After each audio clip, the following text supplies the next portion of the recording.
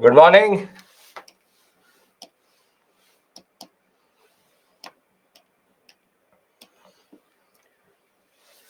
Good morning. Good morning.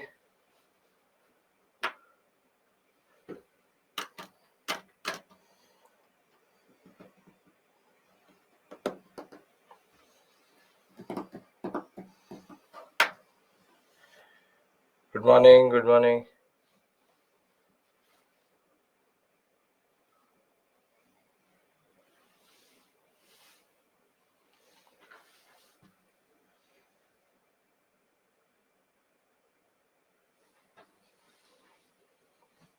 Kishan, who is asking you to learn them in one go? Systematically, one, two each day.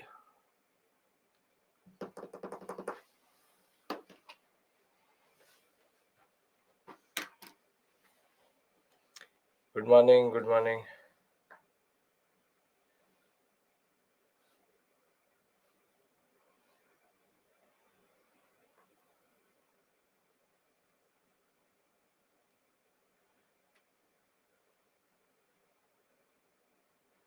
Greco-Roman pantheon means Greek. Greek.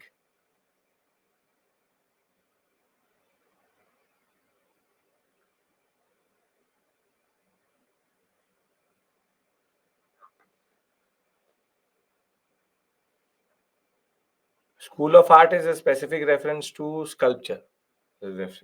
Specific reference to sculpture.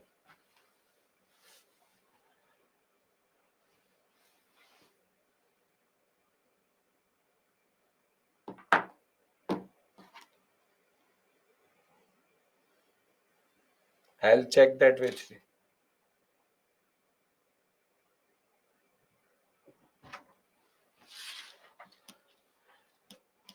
एक minute.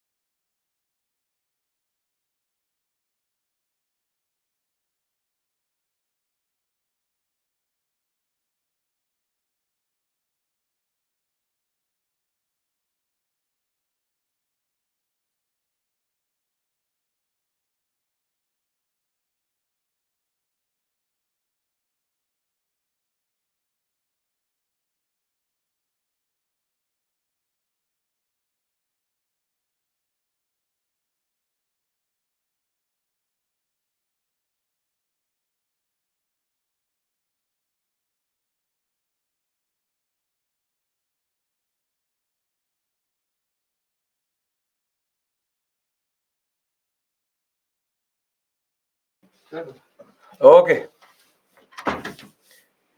I think now I'm, in the right proportion. I was too big.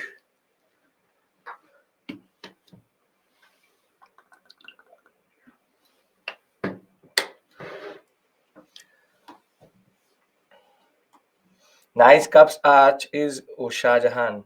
Shah Jahan. Bulbous Dome, Shah Jahan. We'll wait one more minute. Still quorum not there, but sure. School of Art is a very, very specific reference to sculpture.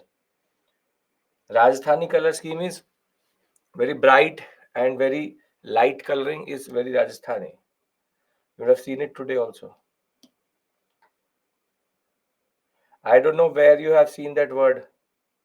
Anjali, I don't know.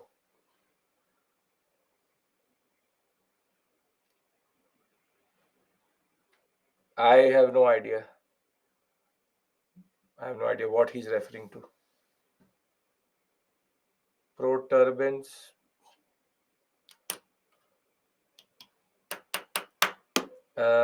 Names question from paintings would have come to you. I think I gave one subjective question out of painting in the subjective test which happened. Did you receive those questions? Sculpture, you'll get it. Don't worry. You take any random sculpture composition. What is the difference and similarities between Mathura and Gandhara school? So easy question, straightforward question. What are the Greco-Roman influences on Gandhara? Two standard questions which have come previously also. Okay. So today we start interesting journey. Dance, then you have the puppetry, puppetry, and then we will move towards martial arts. And I think these three we can cover today easily. Tomorrow, our endeavor is going to be to cover music, handicraft, theater. So the biggest chunk is now dances. And what I mean by dances is that, see, there are two types of things which you need to know. There's something called classical dance, and then something called folk dance. Now, to be very honest and to be very, very clear, the examination and the examiner cares about this. The dances which have been recognized by the Government of India Ministry of Culture as classical dances because of their history and antiquity. And folk dances, if you've ever seen the what we call as the new fourth edition of Nitin Singhania, there's whole one page of dances only in the contents page. And folk dances, I will tell you some of them in class. Other than that, if you come from that state, it will maybe be relevant for your interview, not for our discussion, because it's not worth learning 100 plus for one question, that too not certain. So classical dances is where our focus is going to be, because from here you can get mains questions. And prelims question from Sataria has already come. So we can expect a prelims question, but mains question for sure. A prelims question out of this area is basically dance and state.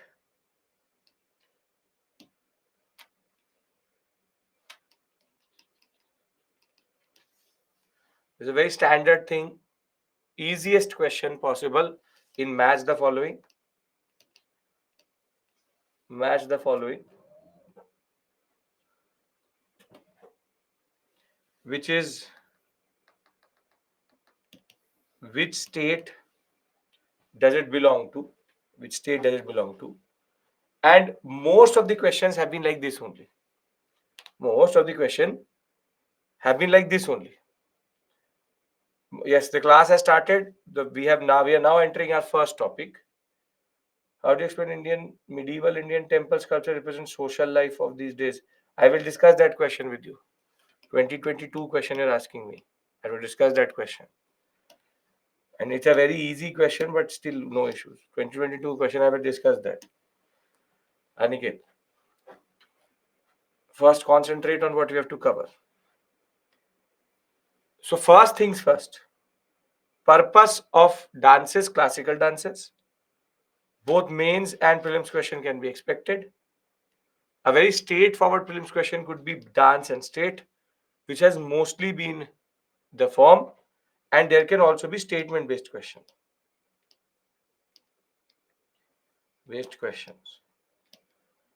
And the statement based questions is mostly coming from the features and the characteristic of these dances. So if our purpose is clear, then we start. First, what is Lasya Tandava, then Nitya, Nita, and Natya, and thereafter we go into the concept of the classical dances. Are we clear what is our focus here? Because losing focus is very, very easy. Folk dances, as I told you, is something which is not Folk means it will be regional. It will be regional. These are national and international. So the point is that the Ministry of Culture recognizes them as per their presence, as per their history. You have to make sure that you don't get caught up in folk.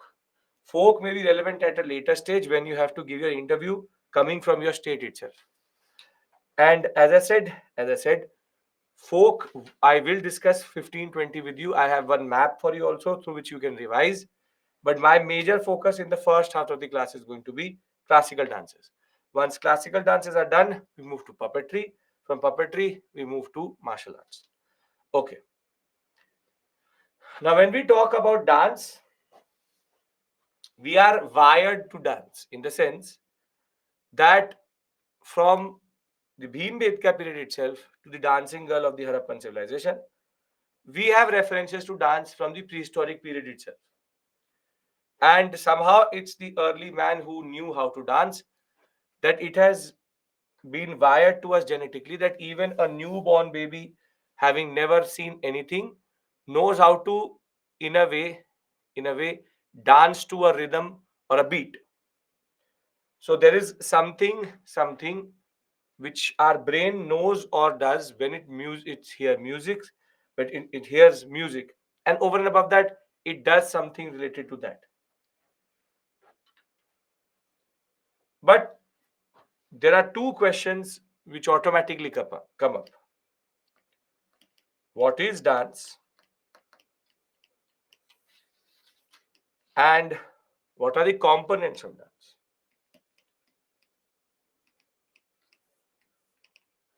Now, to the question, what is dance? What is dance? What is dance? Abrupt movement. Come on, tell me 1 second. I'm just removing the vacuum from the focus. Huh. What is dance?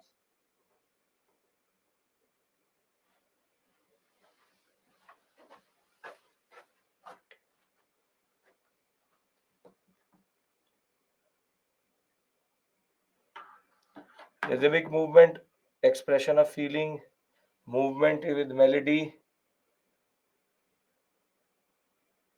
way of expression, graceful language, cultural, movement with rhythm, action by expression, expression of joy, movement, body movement.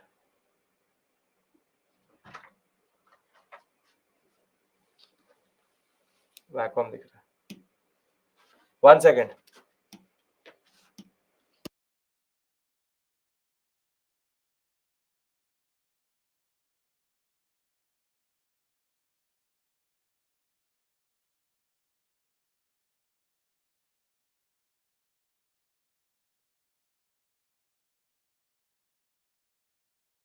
Okay. So all of you are talking about movement, rhythmic expression, movement, rhythmic movement, rhythmic movement, rhythmic movement. Okay. Okay.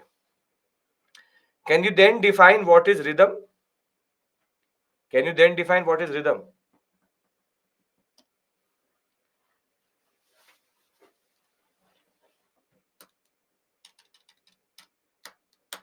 Arrangement of beats. But you're talking about dance now, you're talking about music.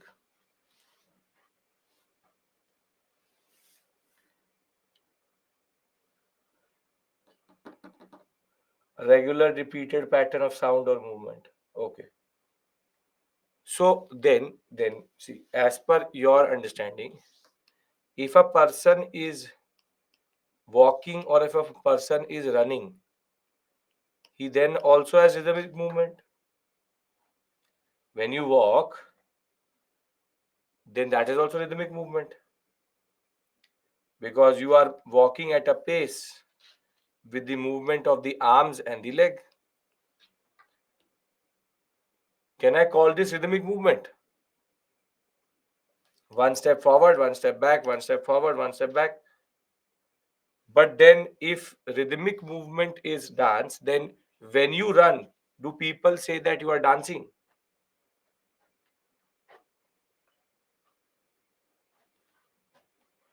So it's a little bit complicated. Dance, according to Bharta Muni in his book Natya Shastra,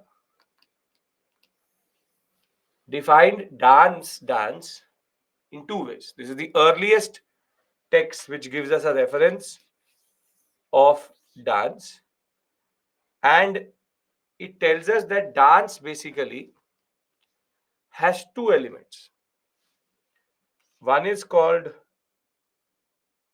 lasya and the other one is called tandava. Now please stay away from Nitin Singhania's understanding, because what he does is he says this, that Tandav is masculine, Lasya is feminine. Then he will start to do some drama over that also, that feminine movement is this, that. No.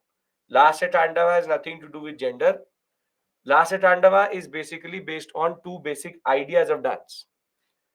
Tandava means for him movement, or as you said, rhythmic movement, and what makes movement into a dance is expression of emotion and story and narration.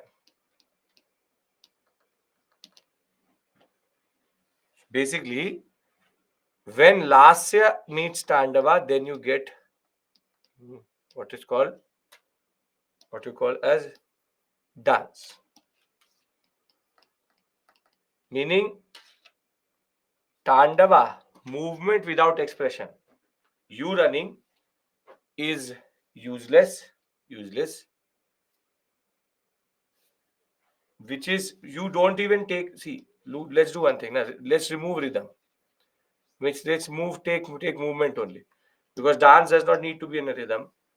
Movement plus emotion equals to dance. Just movement, which is walking. I'm doing this also. This is a movement, but this is not dance because there's no expression or emotion which is being conveyed. Expression, emotion without movement is also not dance. So very simply, this is the main part, that what is dance and what are the components of dance. According to Bharta Muni, it is lasya and tandava together which make dance. Emotion devoid of movement and movement devoid of expression or emotion is not dance.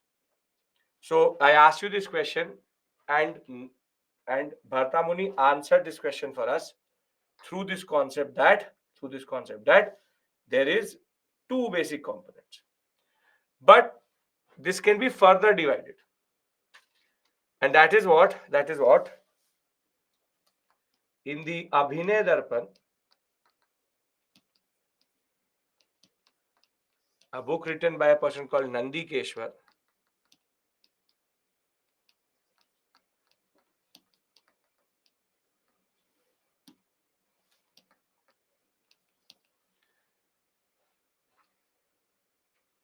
Abhinay Darpan by Nandi Keshwar does not divide dance into two but three categories: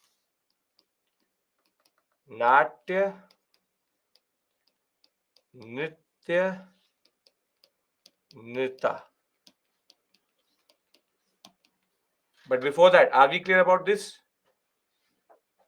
Are we clear about Tandav and Lasya?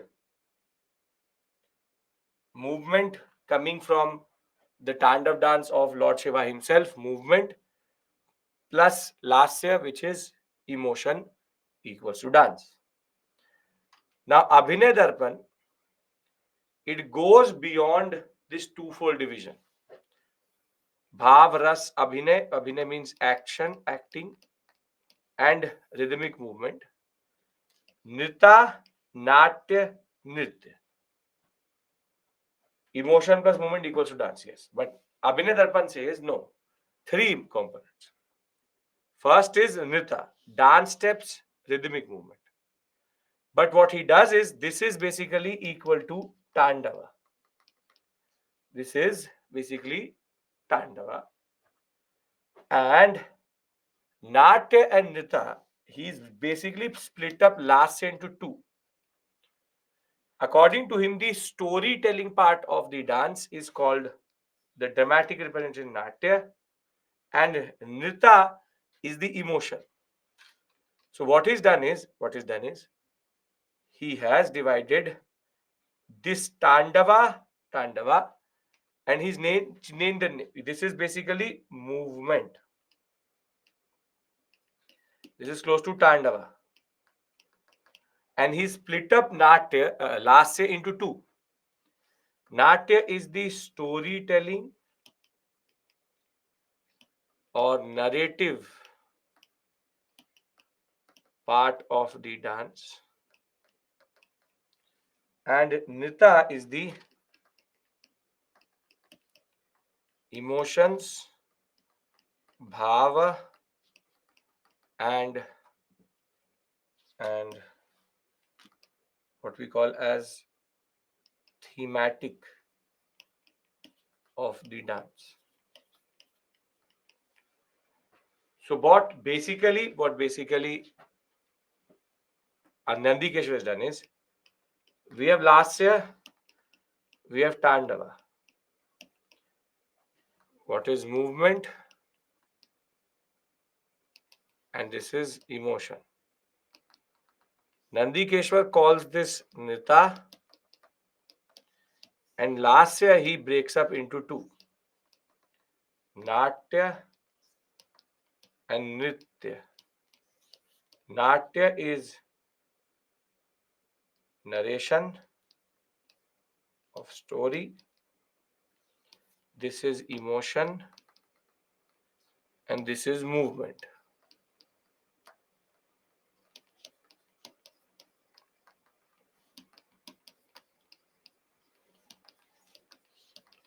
Are we clear? Because these words will be sprinkled around in the examination somewhere or the other for sure. Lasa Tandava, Nita, Nitya, Natya, this will you will see in the examination for sure. And you have, if they ask you what are the basic components of dance, you have to explain this to the examiner. That according to Nandikeshwar, it is this. According to Bharta Muni, it is that.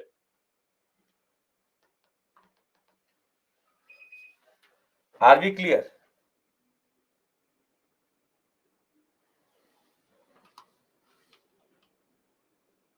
Storytelling, Nitya.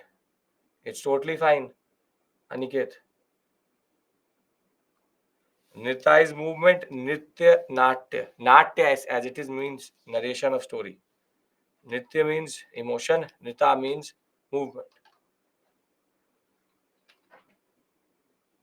Is this making sense?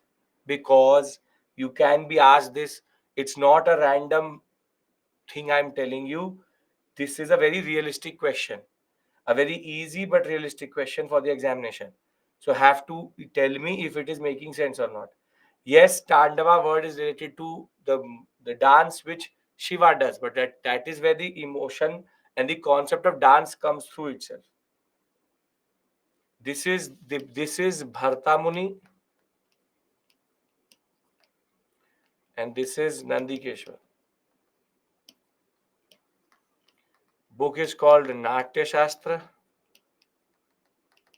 His book is called Abhinay Darpan.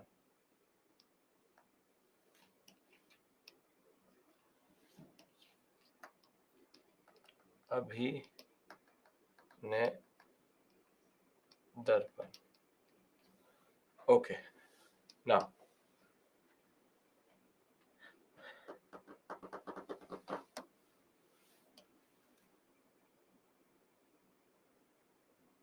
my, I was answering you only.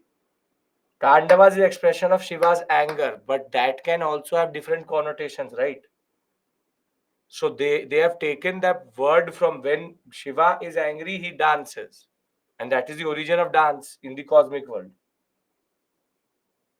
Is it right to move rhythmic to music, especially? Yes, why not? That is not an issue for us. So word rhythm make me confused. Yeah, you don't know rhythm. What is rhythm? You don't understand. That there is a certain rhythm to everything what you do. If I even in writing there's a rhythm. If I write like this,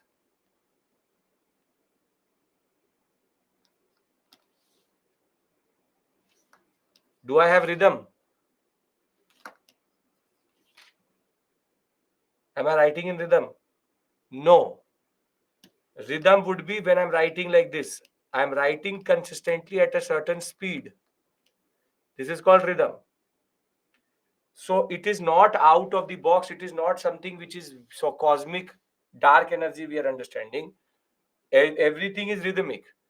One rhythmic thing is in front of you itself, which is the clock, consistency. Clock ticks every 1 second.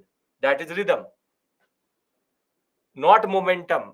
Physics नहीं बात हो रहा है यहाँ पे. Understand it. The problem is you complicate it.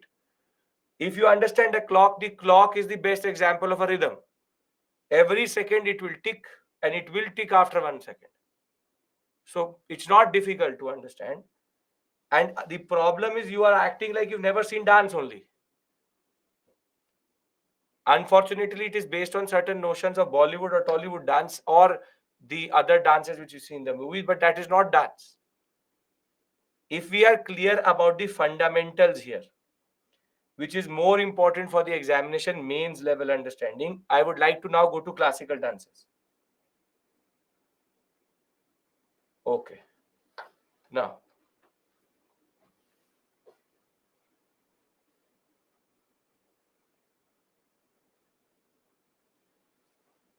when we talk about classical dances, we have 8 classical dances. And a very standard question which can come in the examination is which state they come from.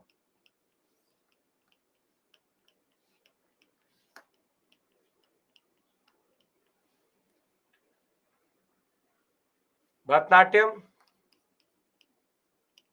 Tamil Nadu. Kuchipudi, Andhra Pradesh. Kathakali and Mohiniyattam both come from Kerala.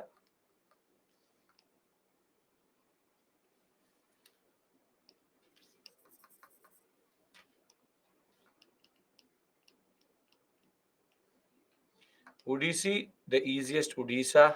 Manipuri, the easiest Manipur. Kathak, UP, Satariya, Assam.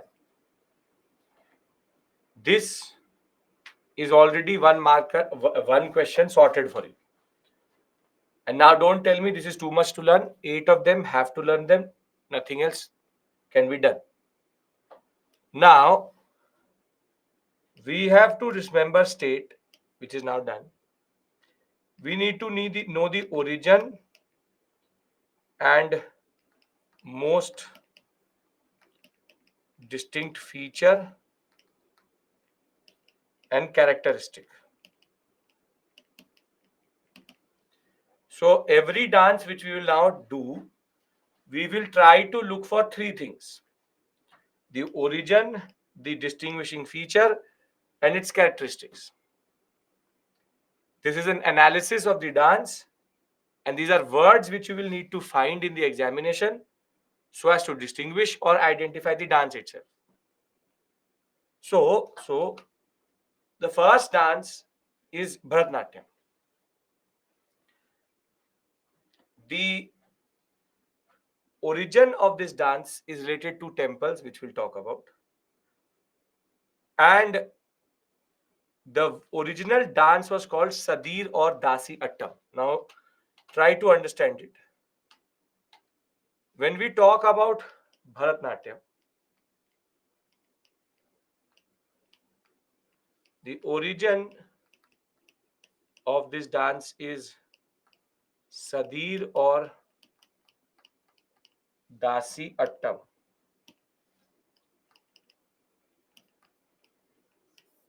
Sadir is when you do it solo, one person. When you do it in group, it's called Dasi Attam. Now, Bharatnatyam, coming from Tamil Nadu, is linked to the temple tradition of women being employed by the temple as dancers or as dasis for the deva himself, which is that you dance on important occasions.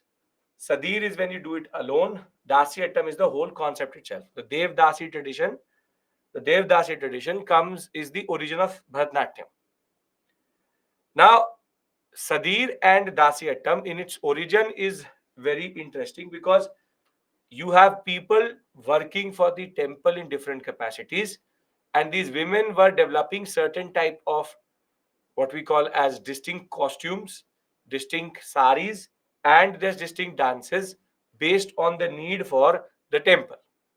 However, Bharatnatyam, we were on verge of losing because of one simple thing, that by the time we come to the colonial period,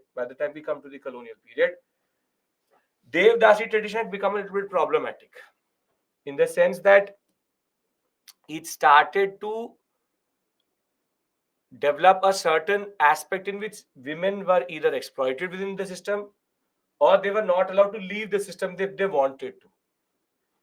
And that is why the British banned the Devdasi tradition, Sadir, or the Dasi Attam tradition itself.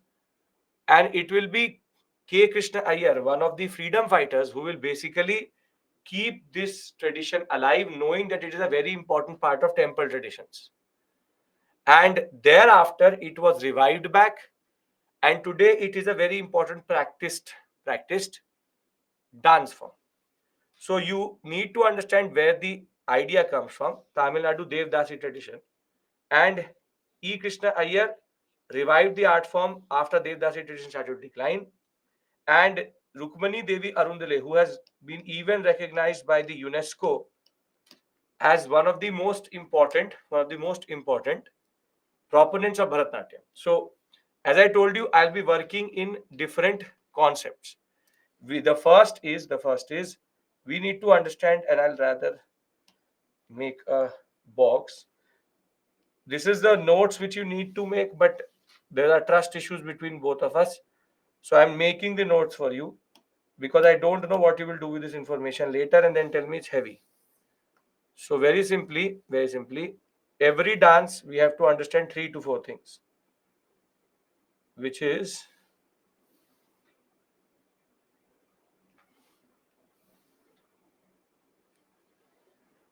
one would be dance, the other one is origin, the next is the concept of uniqueness, and thereafter it is characteristics.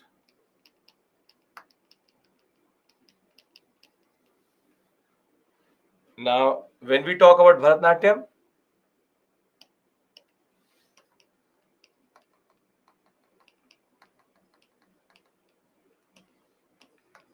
Sadir, Dasi, Attam,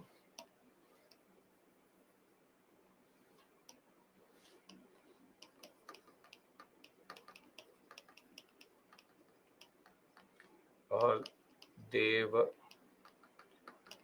Dasi tradition. Now, there are multiple important features of what we call as Bharatanatyam. The first unique feature is called the bent knee.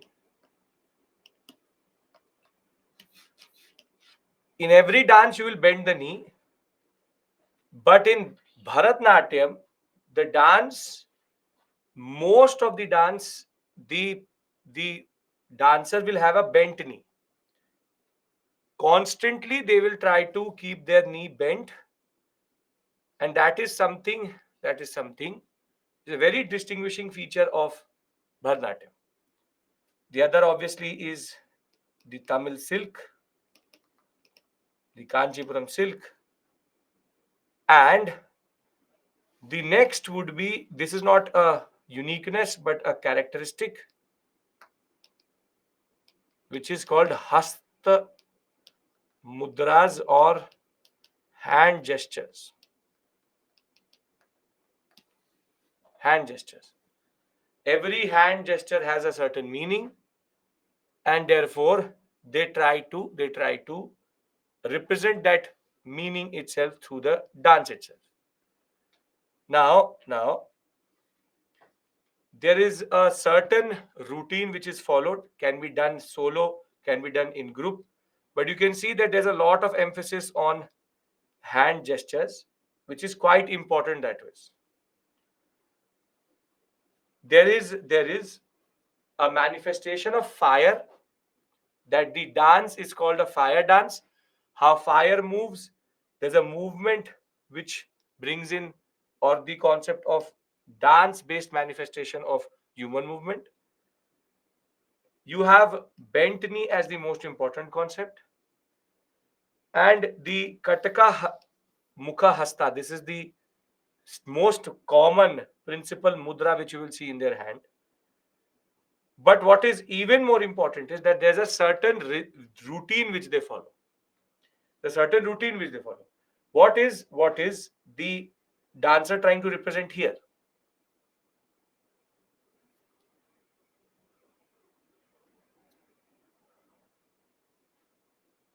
This is the the most difficult dance to do, which is the Tandava dance. This is Shiva Tandava dance, and you can see three very interesting things within this same uh, what we call as image. You can see the emphasis on the bent knee. You can see the facial expression importance, and thereafter you can also see the hasta mudras which we are talking about.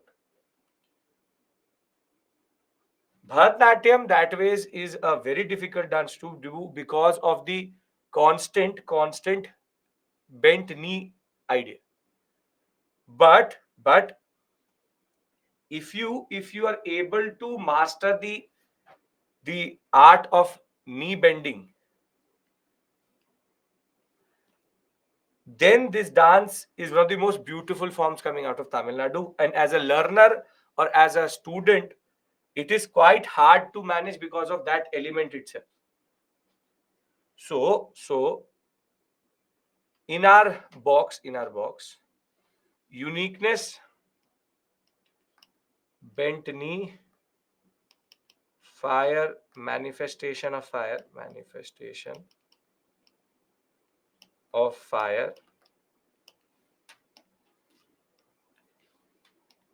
and characteristic would be hand gestures, hasta mudras,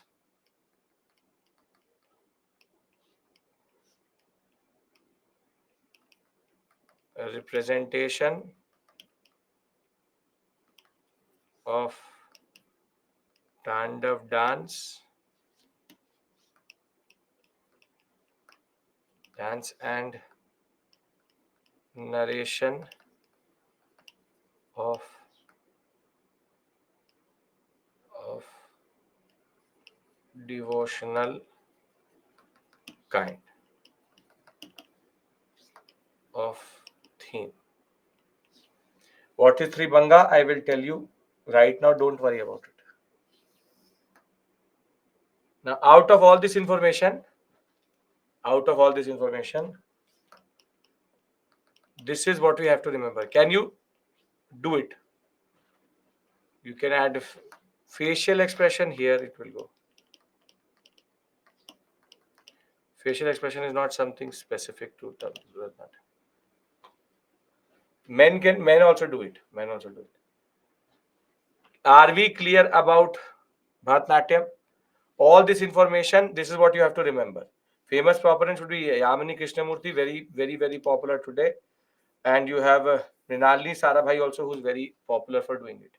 So we have three basic things which we had to remember about Bharatanatyam.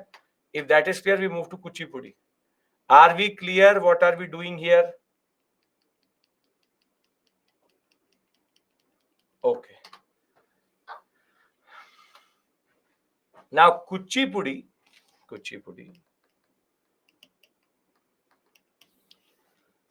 the word comes from the word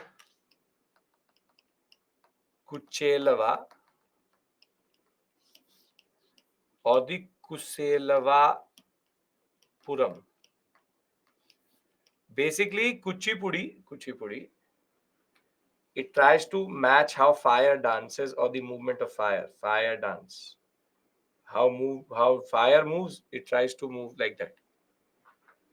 Kuchipudi has its origin in a community of dancers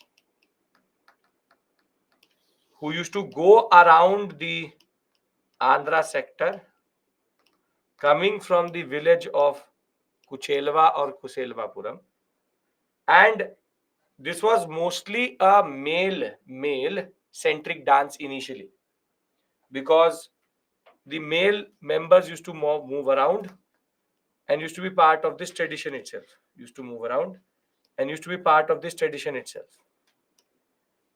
Now today it is quite different to what it was initially, but the performance of actors by from the Andhra village of Kuchelvapuri or Kuselavas, this tradition was systematized, which is that the rules of Kuchipudi were established by Siddhendra Yogi, and multiple plays which used to happen in the Andhra sector.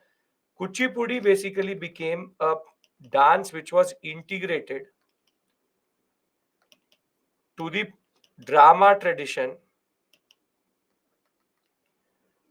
of the Andhra sector. And initially, it was only the male Brahmins used to do it, which is called the Bhagavatalus. Basically, they used to enact the Bhagavad Puran, and it is called the Bhagavatalus. So, in our story, origin is related to Kuselvapuram or sorry,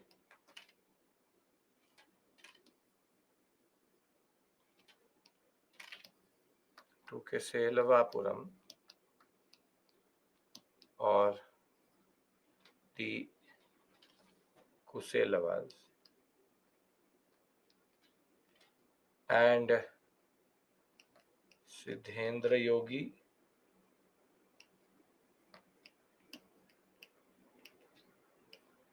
systematized it. Initially done by only male Brahmin Bhagavatalus. Mostly a new male centric dance, but later it's changed. Now, when we talk about the dance itself, the most unique feature of Kuchipudi, very difficult foot movement first, something called daru, not daru, and what element they try to manifest is earthly, how the earth moves.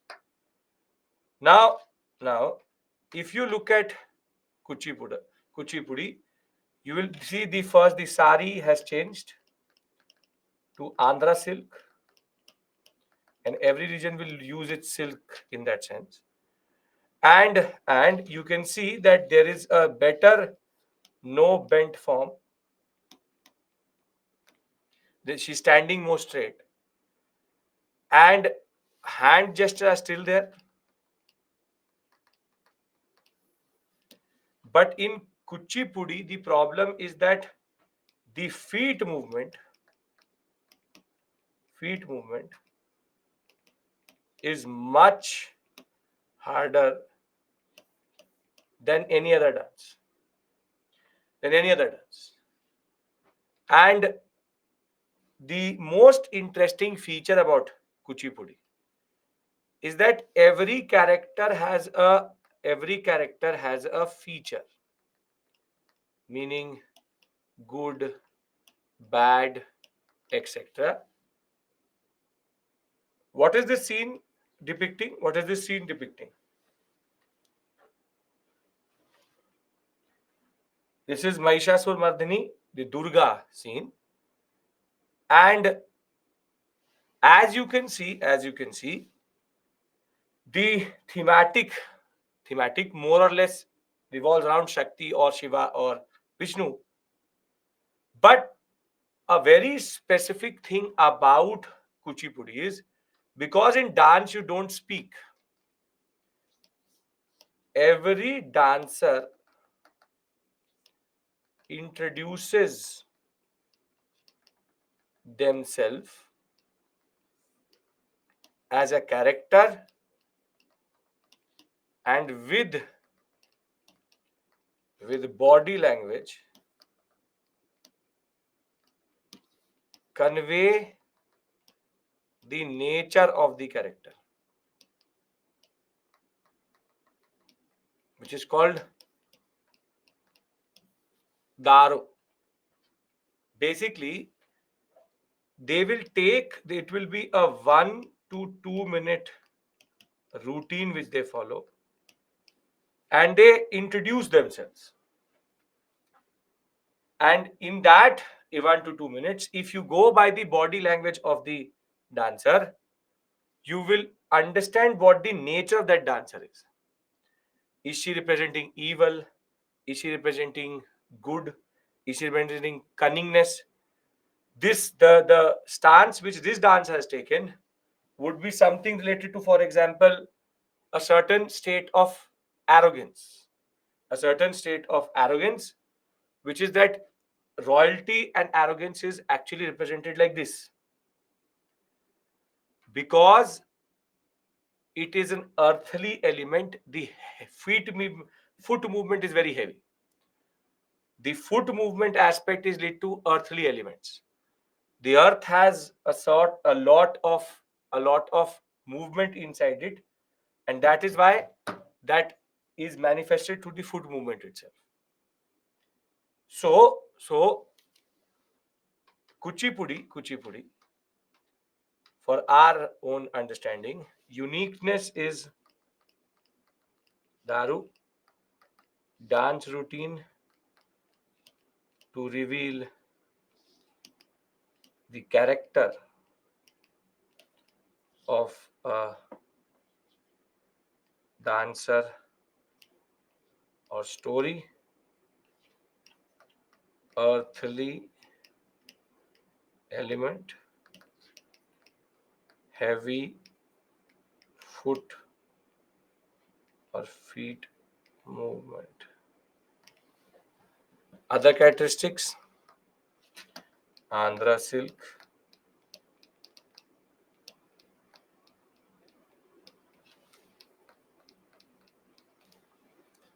uh, here it would be hand gestures, facial gestures.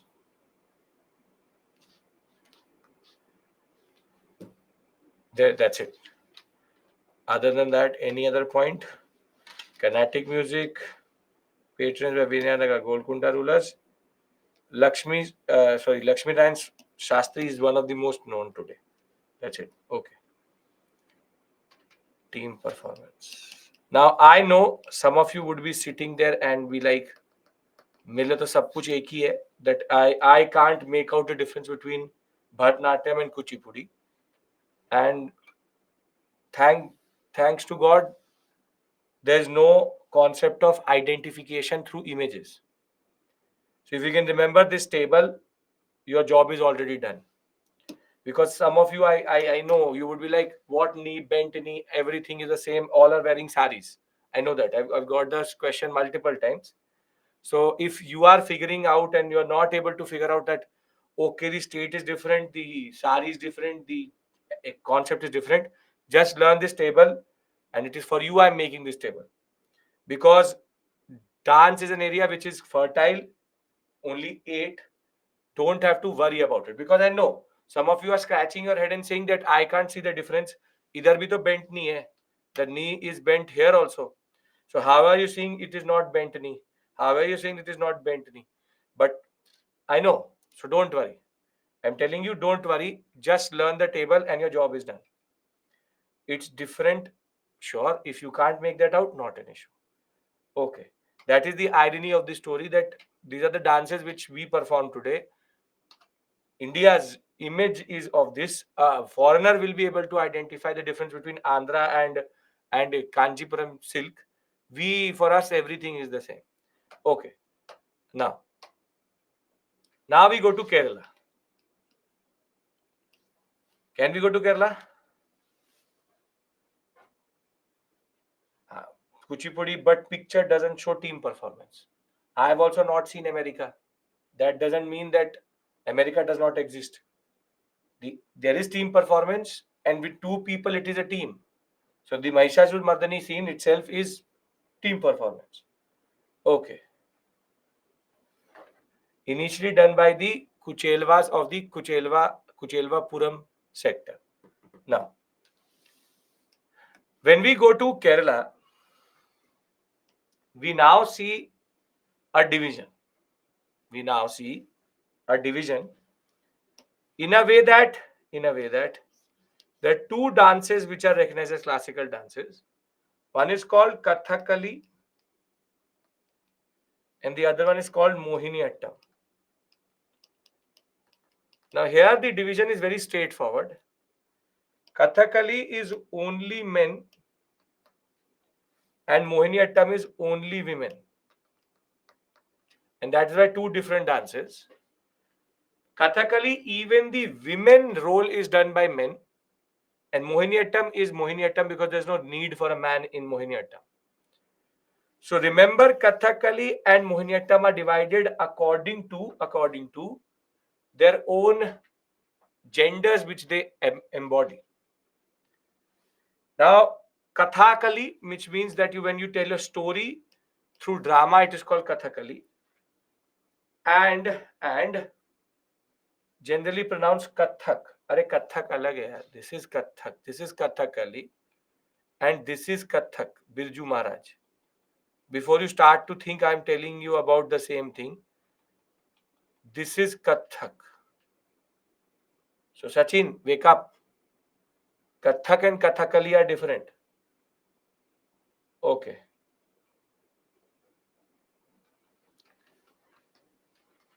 Now, Kathakali,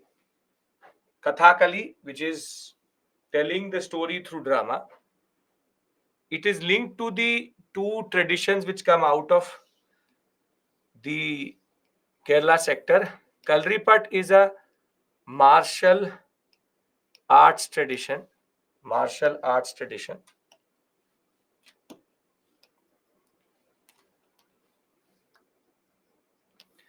And this is a theater tradition. This is a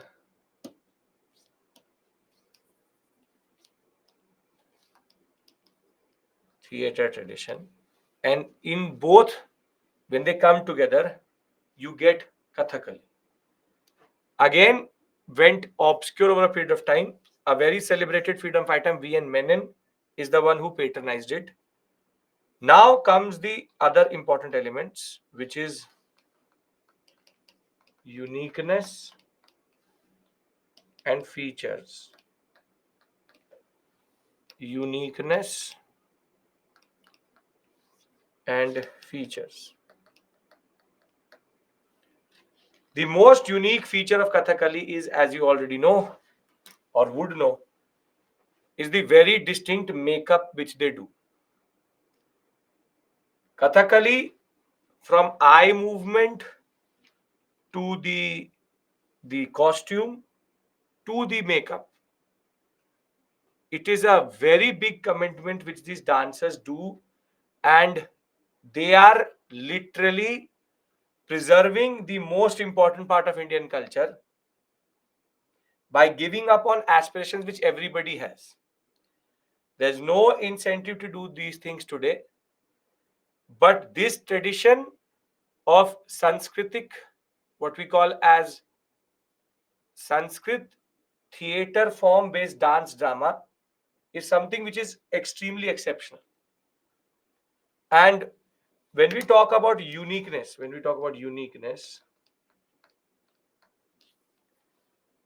we have costumes, we have headgear, we have the makeup with meaning of each color. One more very interesting thing about Kathakali is called the thumping foot movement. The heaviest of all movement in dances happens in Kathakali. Kathakali is known for its very heavy movement. Now, if I show you this image, it is more or less meaningless to you, because in this image itself, there are four different characters which have been represented. One evil, one a saint, one royalty, and other related to learned men. And in that sense, every color, everything which Kathakali uses, from from the very iconic, what we call as waist gear which they wear, to the expressions which they give, all of it has a certain purpose. All of it has a certain purpose.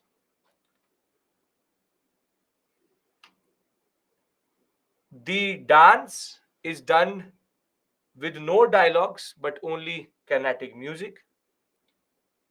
They try to match the beat of the music itself. But what is more important is, as I told you, even women's, what we call as representation, or women are represented in this by men only, because it's an all male 2P. Only men can do it. And in its most grandest form, this dance is linked to the larger tradition of what we call as Malayali Sanskrit drama tradition of Kerala. Well, we'll discuss when we'll talk about theater traditions. We'll discuss about Kudiyattam Mudiyattu. The aspect is here very simple, which is that representation of the Mahabharata or the Ramayana, or even thematics coming from the epics of South India, it represents a very interesting story about India. Why only men? Because there's an only woman dance in Kerala already, Mohiniyattam. Now, when we talk about the basic features, I really want to go into the rather interpretation of colors itself. You have first Mani Pravalam, which is very, very important, which is Malayalam and Sanskrit mixture is used. Carnatic music is a generic word which is used for music coming from South India. So stop telling me things. So it's not specific to the Carnatic area, but Carnatic and Hindustani are two major categories. So don't worry about that. Manipavalan, very heavy headgear, very heavy makeup, and makeup having meaning. And the fact is that they represent the Sanskritic tradition of Kerala. Now, every color which you see here has a meaning. The most obvious would be evil, being red or black. Yellow is mostly used for women and saints. Now, this beard, this is a beard. This is weird. But nowadays, Mohiniyattam done by men. Sure, why not? Nowadays, anything is done by anything. I'm talking about their origin. Now, so a lot of things are done by men. Don't worry about that. Beard represents consciousness, because when this was rising, there would be no men dancing to TikToks, right? So that was the issue, na? Women, women were given Mohiniyattam, men were given Kathakali. Now Kathakali also women are there, so it's a different issue altogether. So people were not wasting their life like that. They were very strict rules. So beard represents consciousness or higher consciousness, which is the concept of what we call as learned or knowledgeable. Now there's a very interesting difference between this person and this person. When you have red next to your nose, it means royalty. This means he's a king. And if there's no red next to your nose, it means that you are not a king. So if we go by this interpretation, is this person a king or not? This is, so we already know a woman. Is this a king or not? No, he isn't, because you can see that in the nose area there is no red. And if we go by this scene, now you can interpret all the different people, and this is the beauty of Bharatnatyam. If you ever get a chance to ever watch Bharatnatyam, it is if you ever get a chance to watch Kathakali, if you can understand Kathakali, there is no better way of understanding stories. This it would be a saint. This would be evil. This is the king, and these two are, or these three are wise men. Basically, now you can basically understand and interpret the whole concept itself. Is this person a king? No, because there's no redness here. So, Kathakali, in a way, what they have to do is that they have to actually represent something. We have to represent something through. They need multiple characters, and when they need multiple characters, they have to make sure that they use multiple colors to represent that. So, if you can actually decode Kathakali, there is no better tradition of Kathakali in this world of what we call as telling a story. I would encourage you to watch a video, because you can't get an idea of how that thumping is, because they are known for very heavy foot movement, and that is something which is out of this world generally. Now uniqueness, makeup with the colors representing different characters.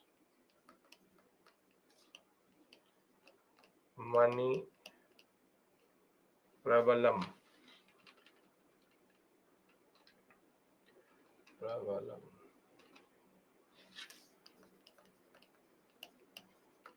Malayalam.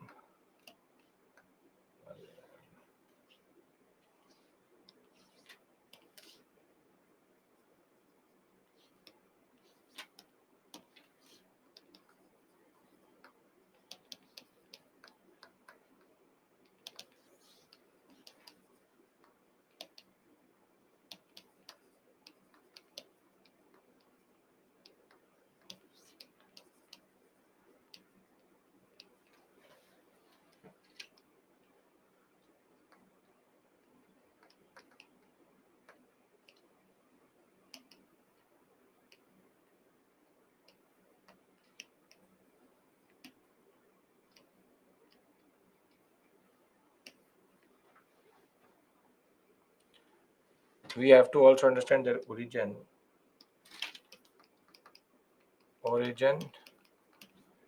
in Kudiyattam and Kalari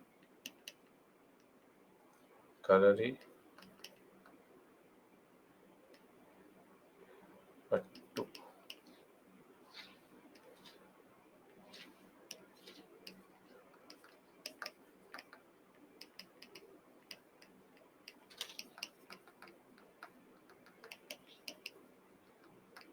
theatre.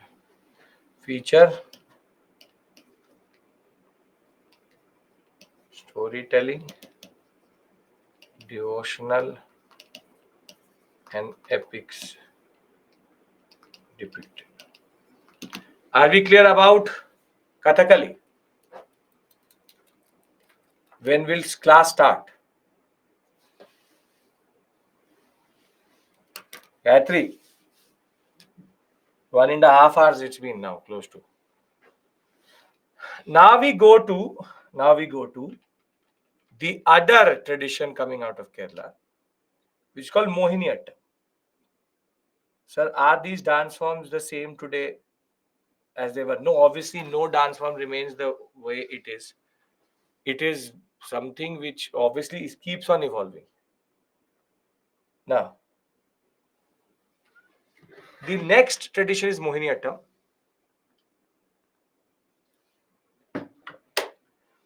And Mohiniyattam, the origin of this is in a very important mythological story. What is today's situation? Women participation in Kathakali. If you want to do it, you can do it. But mostly Kerala women stay away from Kathakali. They go to Mohiniyattam because that is a more closer tradition that is. Sir, Kathakali example.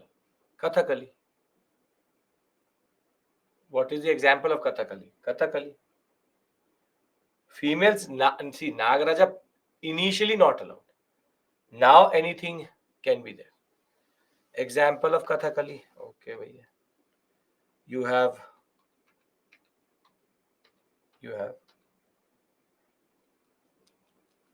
the most common today. One second. You have music. So you want a name of a Kathakali. What are the features of Kathakali? Kathakali this. This is the feature uniqueness. Some of you are moving with a certain time gap.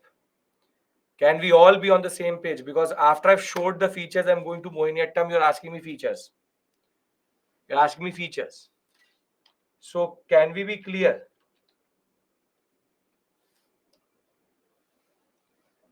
Yes?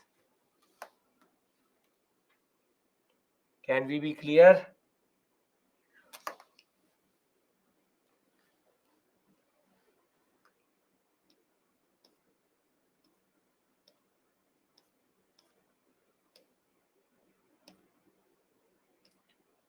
You want famous proponents? I think one of them was in the news recently. I'm looking for that name. Because Kathakali dancers' names are not known. Kathakali dancers' names are not known because what is their character is more important. So the groups are more important than the individuals. That is why I've not given the names. The problem is that you will get group names, the Kathakali performance group name. Individual actors are not important in Kathakali because Kathakali is group performance mostly. What is the difference between folk dance, classical dance? Classical dance, international, national, folk, regional. Again, Shelly, I discussed this close to an hour back. Can I go to Mohiniyattam, please?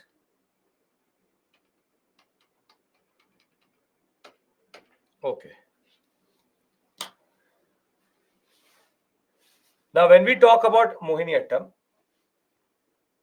Mohiniyattam is linked to a mythological story which you would have either heard or if you don't know.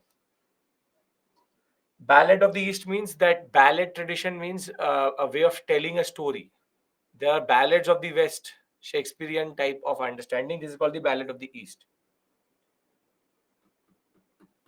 Now, the story of Mohiniyattam is linked to what? Killing of Bhasmasur, Shiva.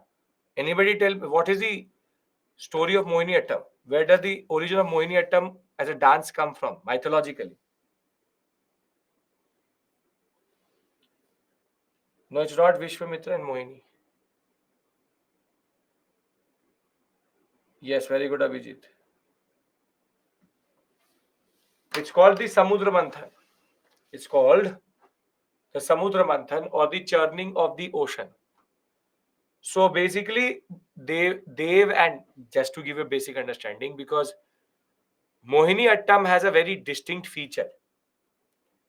And in order to understand that distinct feature, you need to understand what is the concept behind it. The concept is that under the Samudra Manthan, you have the churning of the ocean for Amrit, which is basically immortality portion. Now it is believed that both the devas started to churn the ocean. So the first thing which came out was poison. Was poison, and obviously everybody said, "Who will drink this poison?" So it was given to Lord Shiva, and Lord Shiva drank it, and he keeps it here. That is why it's called Neelkant, because Lord Shiva has not removed it or he has not taken it down. He holds it in his what we call as neck. That's why it's called Neelkant, because he's holding the most poisonous thing in his neck. Now after that came out Amrit, or what we call as immortality potion. But now the point was that Dev said that if the Rakshasas, which is the evil, gets Amrit, then every Rakshas will become immortal. And in that context, there will be no peace on earth. And therefore, now it was said that Lord Vishnu, you have to do something. You have to make sure that the Devas consume the Amrit and the Rakshas don't. And therein he takes the form of what we call as the Mohini, wherein he now takes the form of an enchantress. And the fact was that in Mohini he had two pitchers in his hand. In one he had the Amrit, in one he had the any standard liquid. So through the Mohini dance, he enchanted the Rakshasas in such a way that by one hand he made the Rakshas drink the random potion, and from the other hand he gave it to the Devas. And therefore, the enchantress enchants. One of the Rakshas who basically saw this happening is Rahu Ketu, which is Rahu is the head, Ketu is the body. Basically, that origin comes from that idea itself, that he basically drank the immortality potion. Now Lord Vishnu saw that, so he had to basically then cut the head of the Rakshas. That becomes one part Rahu, other part Ketu, the Navgraha or the 9 different directional gods we have in that sense.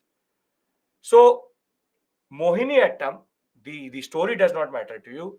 What matters is that Mohiniyattam needs to be a dance which is of the enchantress. Based on that, would it be that there would be very heavy movement or very heavy thumping in Mohiniyattam? No. Because if you're trying to enchant a person, you basically don't do quick movement. So what Mohiniyattam is actually known for is very slow, simple, straightforward movement. It's an hypnotizing dance.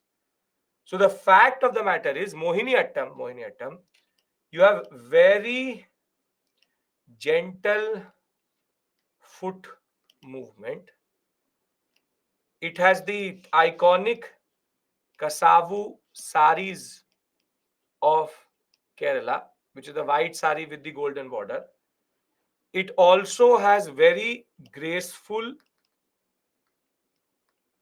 eye movement and facial expression. Further, the hand movement and the hand gestures are also graceful and slow. And this is why the story explains why it will be, which is Mohiniyattam, solo group dance both happens. Again, V and Menon is going to be the one who will, along with Kalyani Amma, revive it. And you have grace and elegance of Bharatanatyam, but the vigor when it comes to expressing of Kathakali, absence of thumping foot movement, and the footwork is very gentle, very, very gentle. That way. Lasya aspect is very dominant in Mohini dance. Costume, as I told you, the Kasavu saris. And famous proponents, we have Jayaprada Menon and, for example, Sundana Nair. So in this story, in this slide, we add it. Mohiniyattam, origin in the Samudra Manthan story. Thereafter, uniqueness. Absence of heavy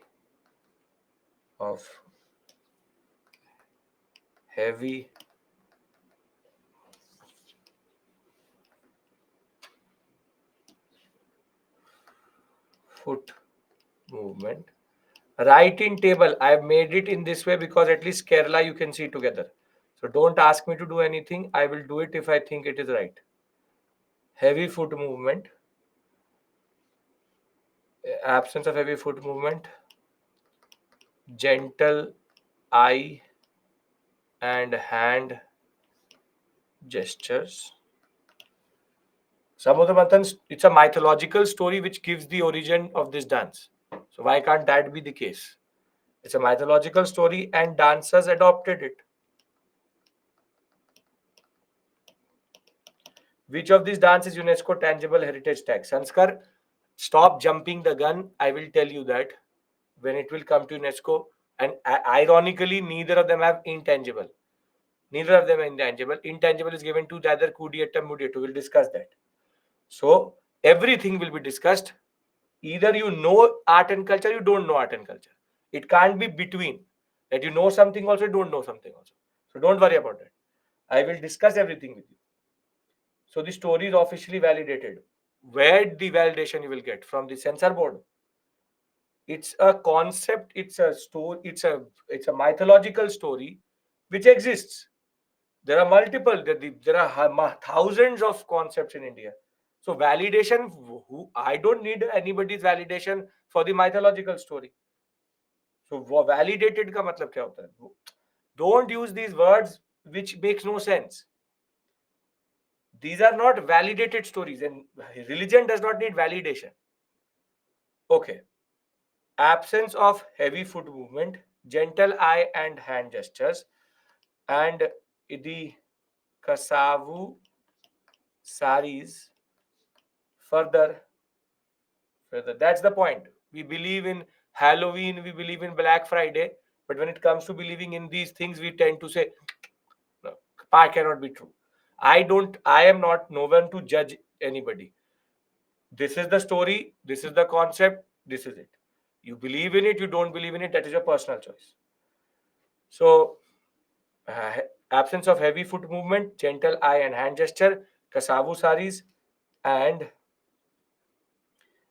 graceful dance. Features.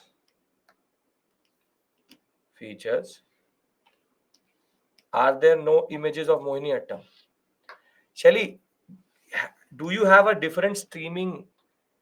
Isn't this what I'm showing you, Mohiniyattam? This is Mohiniyattam. This is Mohiniyattam. This is Mohiniyattam. This is Mohiniyattam. Do you think Mohiniyattam similar to Bharatanatyam? एकदम same है, कोई है ही नहीं. No issues.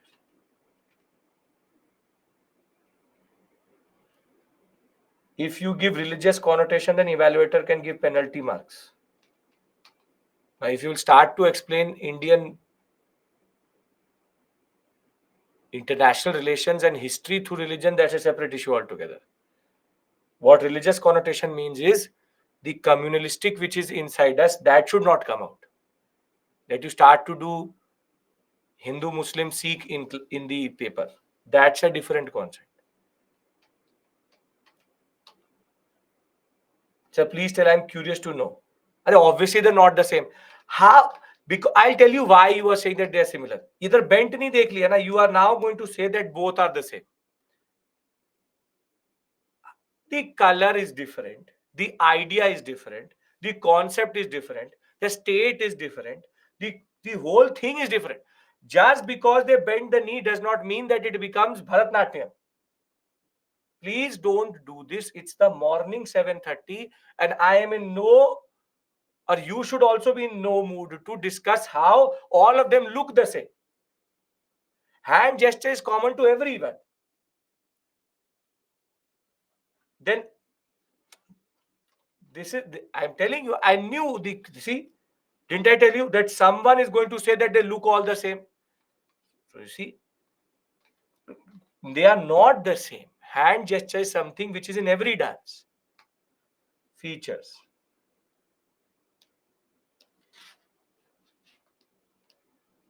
Hand gestures.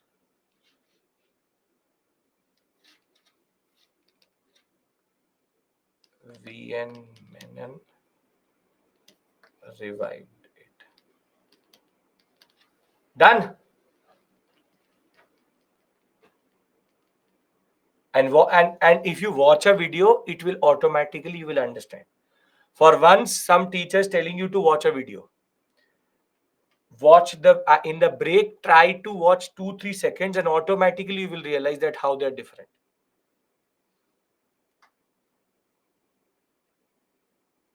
Okay. Now, Odissi. Odissi has a very interesting. Odissi has a very interesting origin. Odissi was linked to the Odisha Jagannath temple and the generic temples of this area. But it was done by a specific low caste community from Odisha. And what will happen is that when Puranic Hinduism will spread throughout this area, the caste distinction and the concept of caste will be used to take this dance away from that community. And then small boys will be made to dance as women, what are called Gotipuas. And it got connected with the royal courts of Odisha. It has a troubled history. Odissi is one of those dance which is even represented in the Udayagiri Kanderi caves. Jain tradition they are linked to. And one of the oldest dances.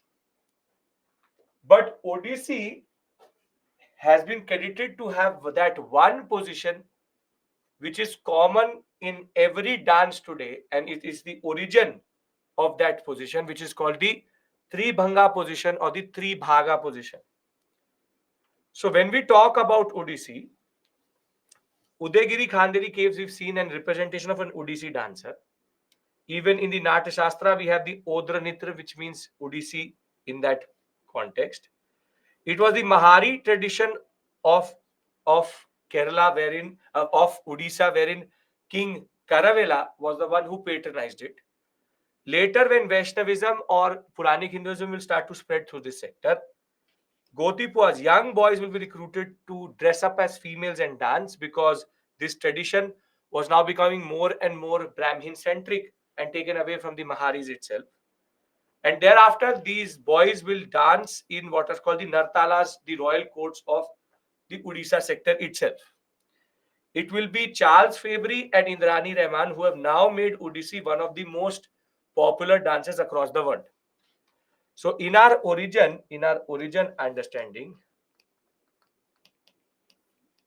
It is the Mahari community of Odisha, then the Goti, then the Gotipuas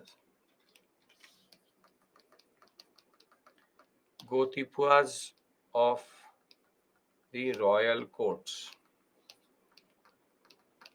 Now, Odranitra is the word which is used for the Odissi dance in Natya Shastra. Now, this is called the famous Tri Bhanga position.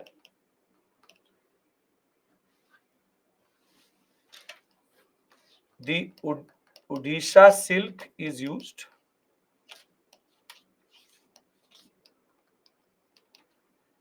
but the Tri Bhanga position is intrinsic and linked to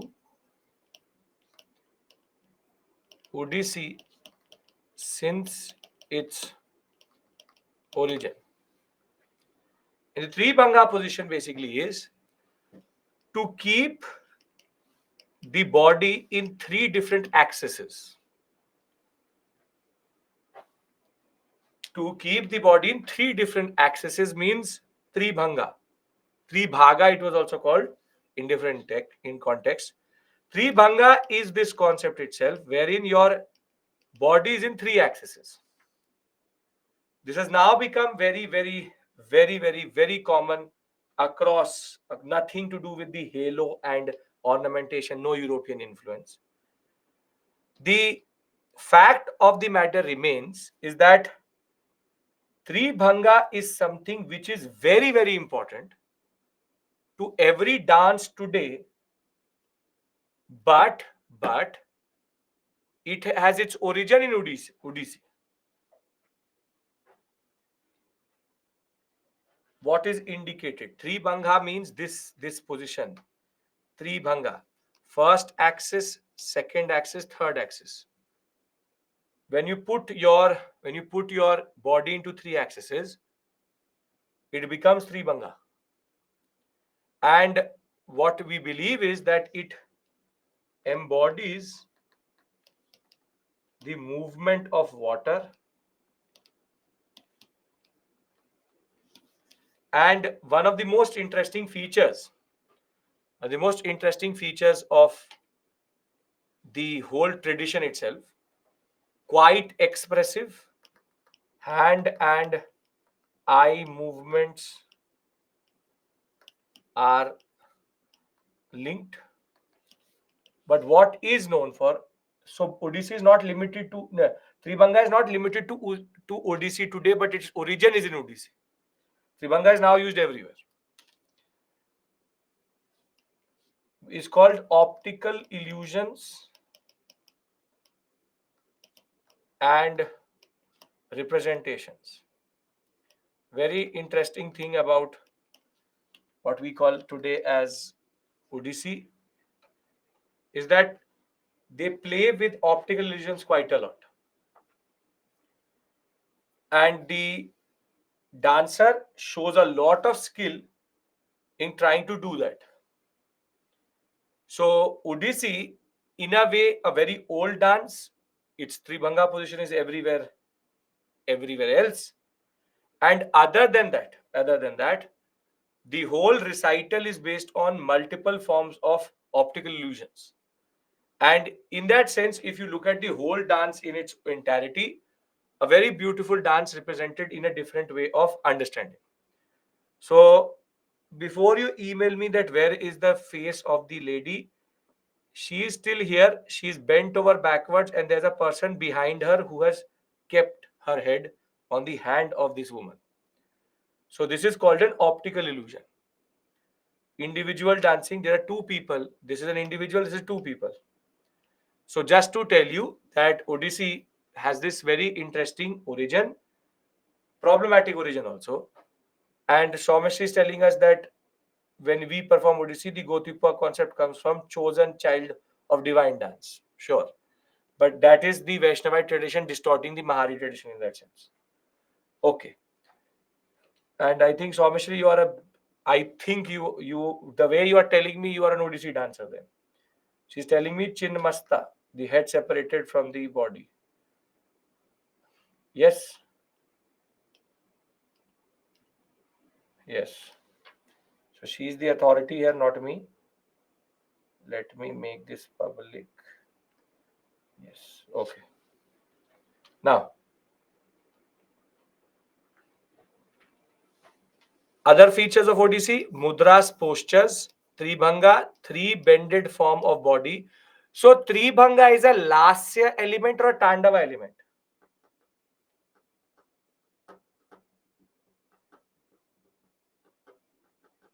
It's a Tandava element. How can it be a lasya element? They're doing something with the body, then how can it be a lasya element?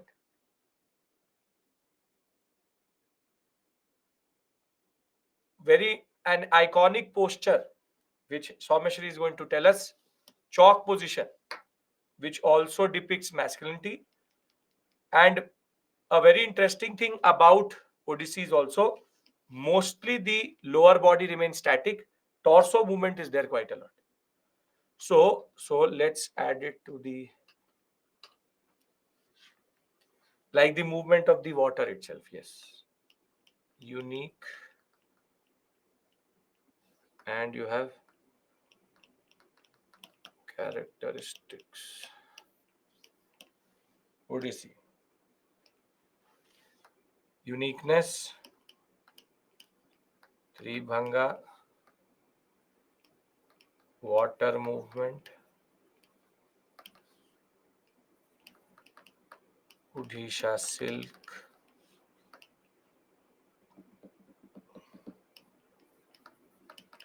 optical illusions, and characteristics, hand mudras, feet movement, and you have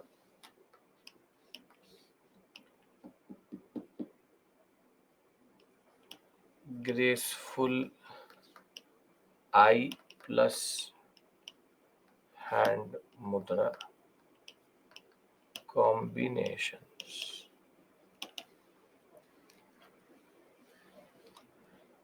So we've done 4 dances till this point.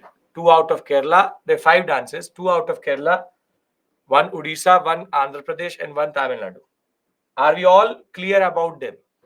Because I think you need a break before you go into Tribhaga position or Tribhanga position. We'll take a break here. We come back. Kathak, Satariya, Manipuri, 3 dances. And then we move to puppetry, then into theatre. Yes? If I complete, it will go until 8:15. That much you can't survive. Rahul, you will not survive yourself. I know you very well. Don't worry. Okay. We come back at festivals was done yesterday itself. You want to be on Mohiniyattam Kathakali slide. Okay.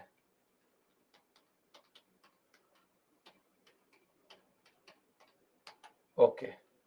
So we come back by 7. It's 45. 57. 57. 8ish. We'll see.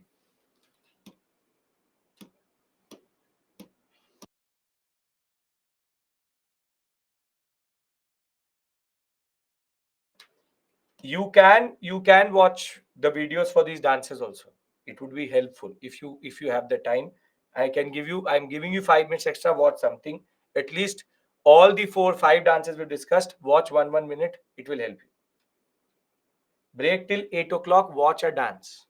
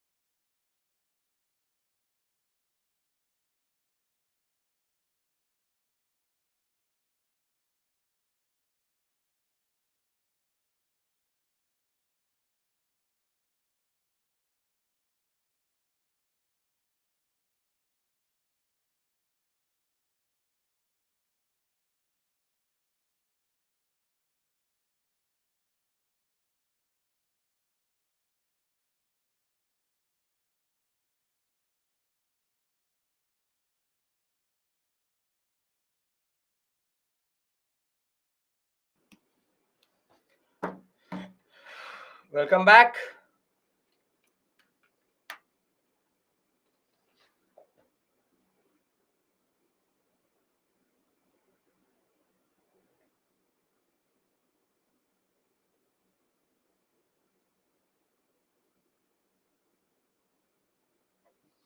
Welcome back. Welcome back. Welcome back.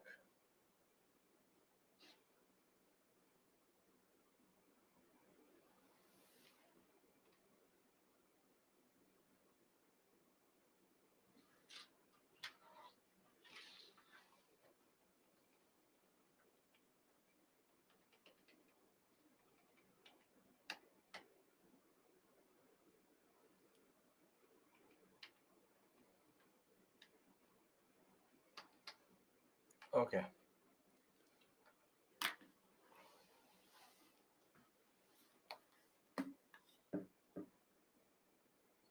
So all dances are different. Their movement, dresses, and all. Yes.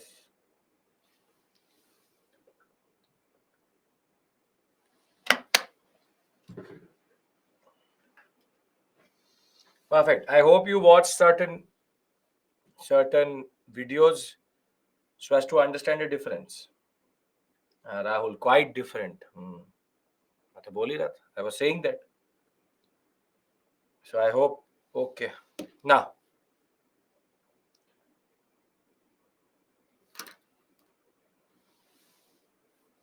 we move to Manipur, where we have a very interesting dance called the Manipuri dance, which has its origin in a festival which happens there, which is called the Lai Horoba festival. And there's a mythological origin to this also, wherein when it is believed when Lord Shiva and Parvati were traveling to the Manipur sector, the local Gandharvas, who are the devotees, they actually danced, and the dance which was done by these devotees in a mythological sense was the Manipuri dance. It will become very common throughout this area once Vaishnavism will spread throughout this sector. And initially, again, there was a very interesting peculiarity that it's mostly done by females, mostly done by females, and it is Raja Bhagchandra of Manipur who kept Manipuri alive. And in the Shanti Niketan of Rabindranath Tagore, Manipuri was followed and taken forward in that sense. Now, the Manipuri dance is known for two very specific things. First is the iconic skirt. Thereafter, the wheel and the whole attire itself. You can see that in a way it is representing what is called as Krishna Bhakti, or what we today call as Ras Leela. And there are two types. One is this type in which you have the iconic skirt and wheel, but you also have the other one in which you can remove these two elements, and you have the one which is done in Lai Horoba festival by everyone. So there are two different manifestations, and very, very, very beautiful, very interesting, and in a way very rich tradition of what we call as representation of Krishna Bhakti and all. And over and above that, this has been recent in the news also because of the marriage of Randeep Hooda, because the wife of Randeep Hooda was in the traditional attire of Manipur, which is this one. And we got a lot of representation in that sense out of this important, though very captured moment. But before that itself, it is the Manipuri dance where we see the origin of this very important attire. Now, this is one thing. The second thing is its representation. This is representation. What does it actually represent? and what are the aspects about it. So it's a devotional dance, we know it. Wheel, gentle hand gestures and movement. And women wear long skirts which focus on slow and gracious movement of hand and knee positions. So when we talk about Manipuri, it has a lot of elements from two things which we'll discuss later also, called Thangta and Sankirtana. Two more very beautiful traditions coming out of Manipur. One a martial arts tradition, the other one a theater tradition and theater and dance tradition. And one of the most known proponents would be the Javeri sisters, who have made this a very important way of expressing northeastern identity and specifically Manipur dynasty. So we will add this to our repository.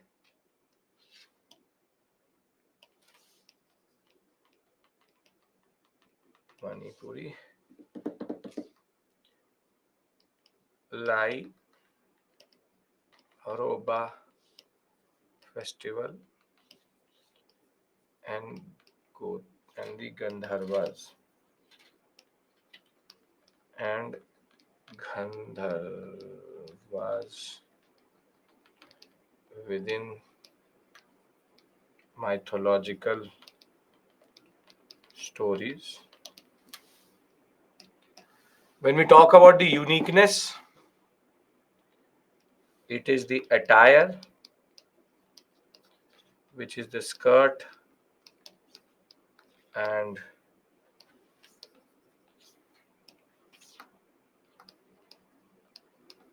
skirt and wheel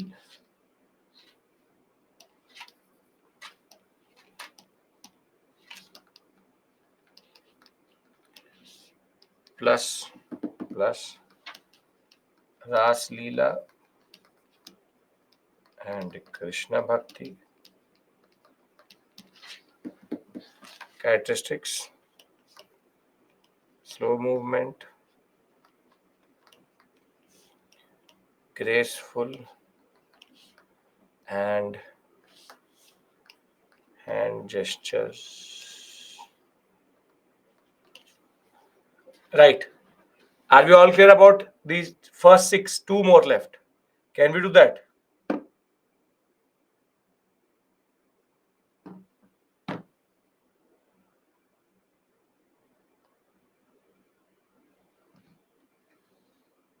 All women, now men are also involved.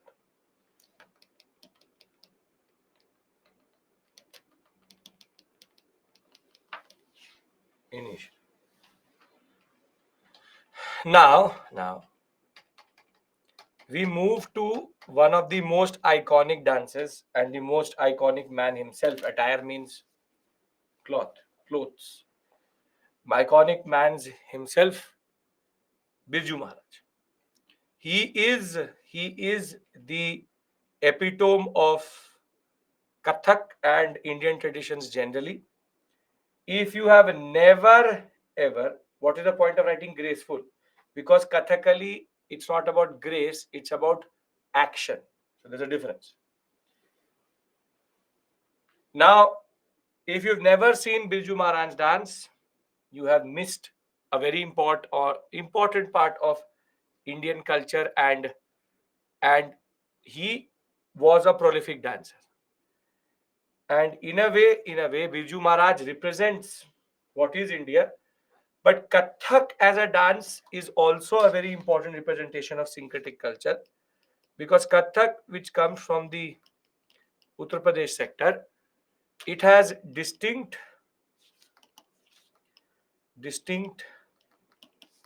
Ras Leela origin, but thereafter it has what is called as Mughal influence. Mughal influence. The attire is very Persianized, and one of the most important aspect of the Kathak is the ghungru, because the very heavy feet movement is to make the ghungru be the most important way of expressing the music itself. And further, there's a very important peculiarity of the Kathak dance. See, because within Mughal tradition, you dance within a limited space, which is that people will sit around like this. There was only limited space in which the Kathak dancer could move. Kathak doesn't use a lot of stage area. Kathak is done in a very limited space. A very limited space. So it is the tradition in which it evolved that it allowed it to dance within the same area itself.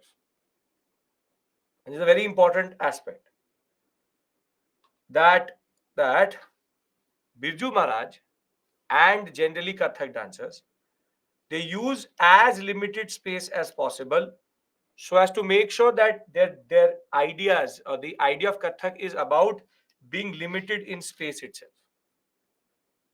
So Ras Leela of Brajbhumi is the origin. Kathakar is the one who tells the story. Mughal era court dance, which will become Persianized as we go forward. Lady Leela Shauki is the one who revived it in the 20th century. And Birju Maharaj, Lachu Maharaj, and Sitara Devi, three very known proponents of Kathak generally. Now, we then move to the last one. 1 second. We don't have space here, right? Manipuri. Okay.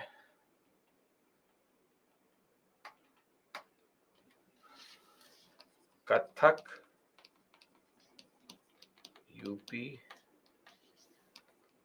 origin.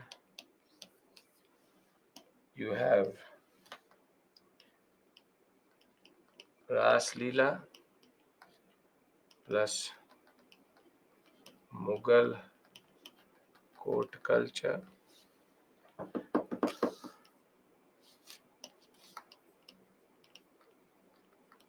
Uniqueness. You have the concept of limited space, Persianized tire, Ghunguru use, not Ghunguru use, extensive use. Extensive use. And what we call as characteristics.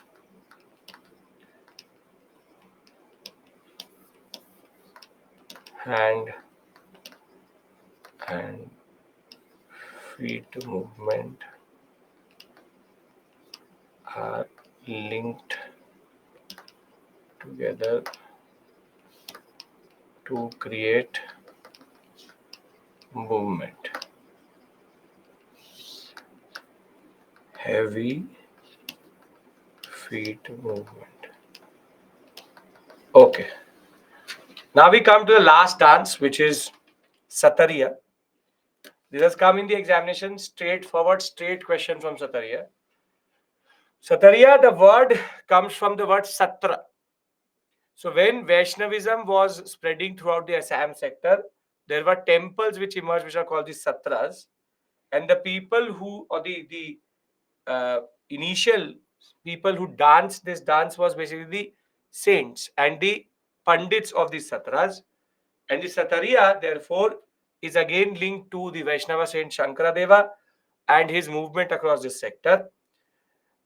When we talk about Satariya, it is a amalgamation of Ojapali. It's again a dance from the Assam sector and Devdasi tradition of Assam itself. That's a totally different concept, Devdas.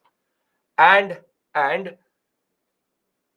there are three things which stand out, and it will give birth to two more also. Is the iconic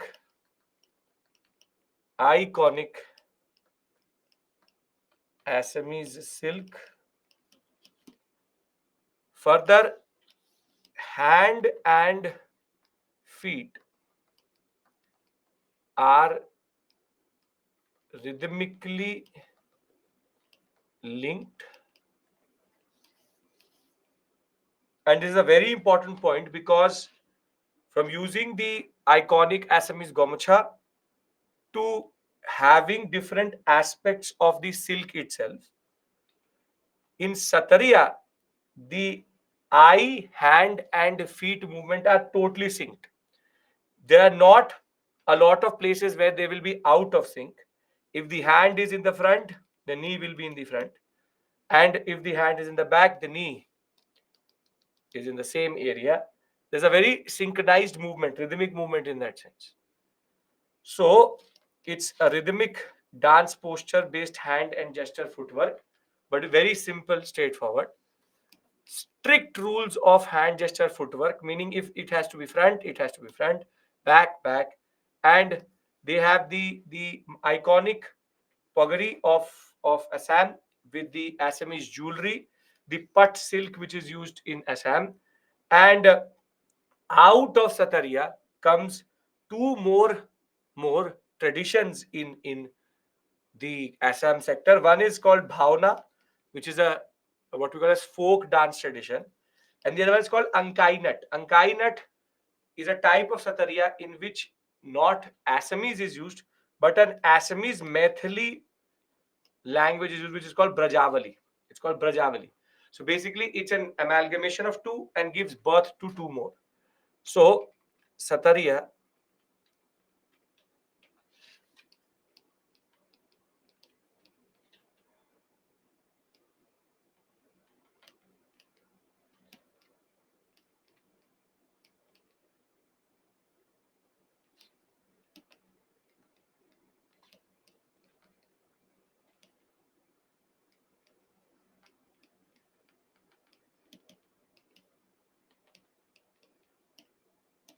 thereafter,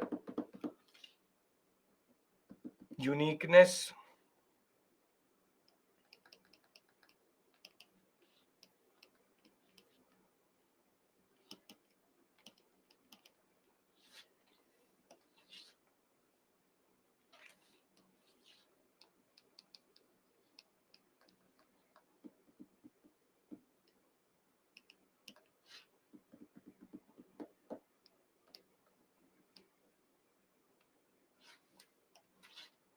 rhythmic, or rather we'll say strict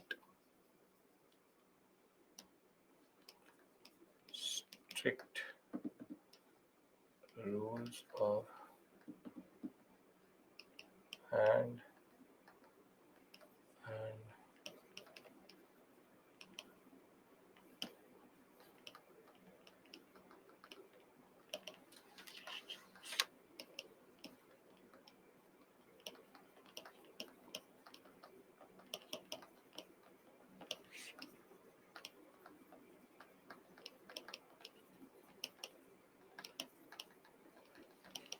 now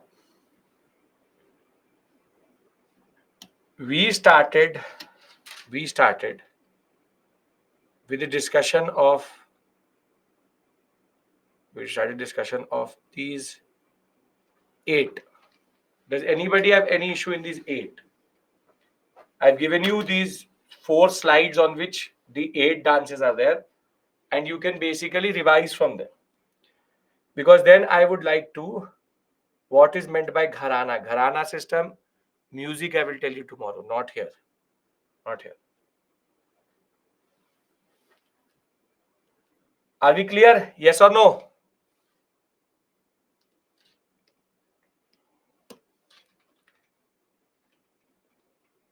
Yes, okay. You wanted to see Satariya. Okay.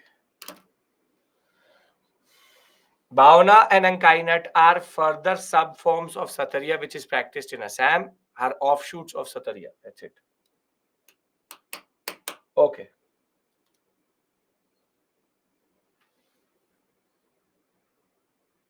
We female wear silk sari, so they will wear dhotis, which are also silk dhotis or standard dhotis. Okay. Now classical dances are done. Now, as I told you, certain folk dances I will identify for you, which you need to know. Which is, for example, Kalbeli. We will discuss later also because it's an intangible heritage. Garba, everybody knows because of Bollywood. Tarangamel is important because it comes from the Portuguese colony of Goa. Chow again is an intangible heritage. These two I will discuss with you later also. Then you have Ghumar, but people tend to think of a different Ghumar because of a song. It is the Bhil tribe which does the Ghumar dance or the Gangor dance. You have to remember this first. So no music used in Kathak. No, it's not true.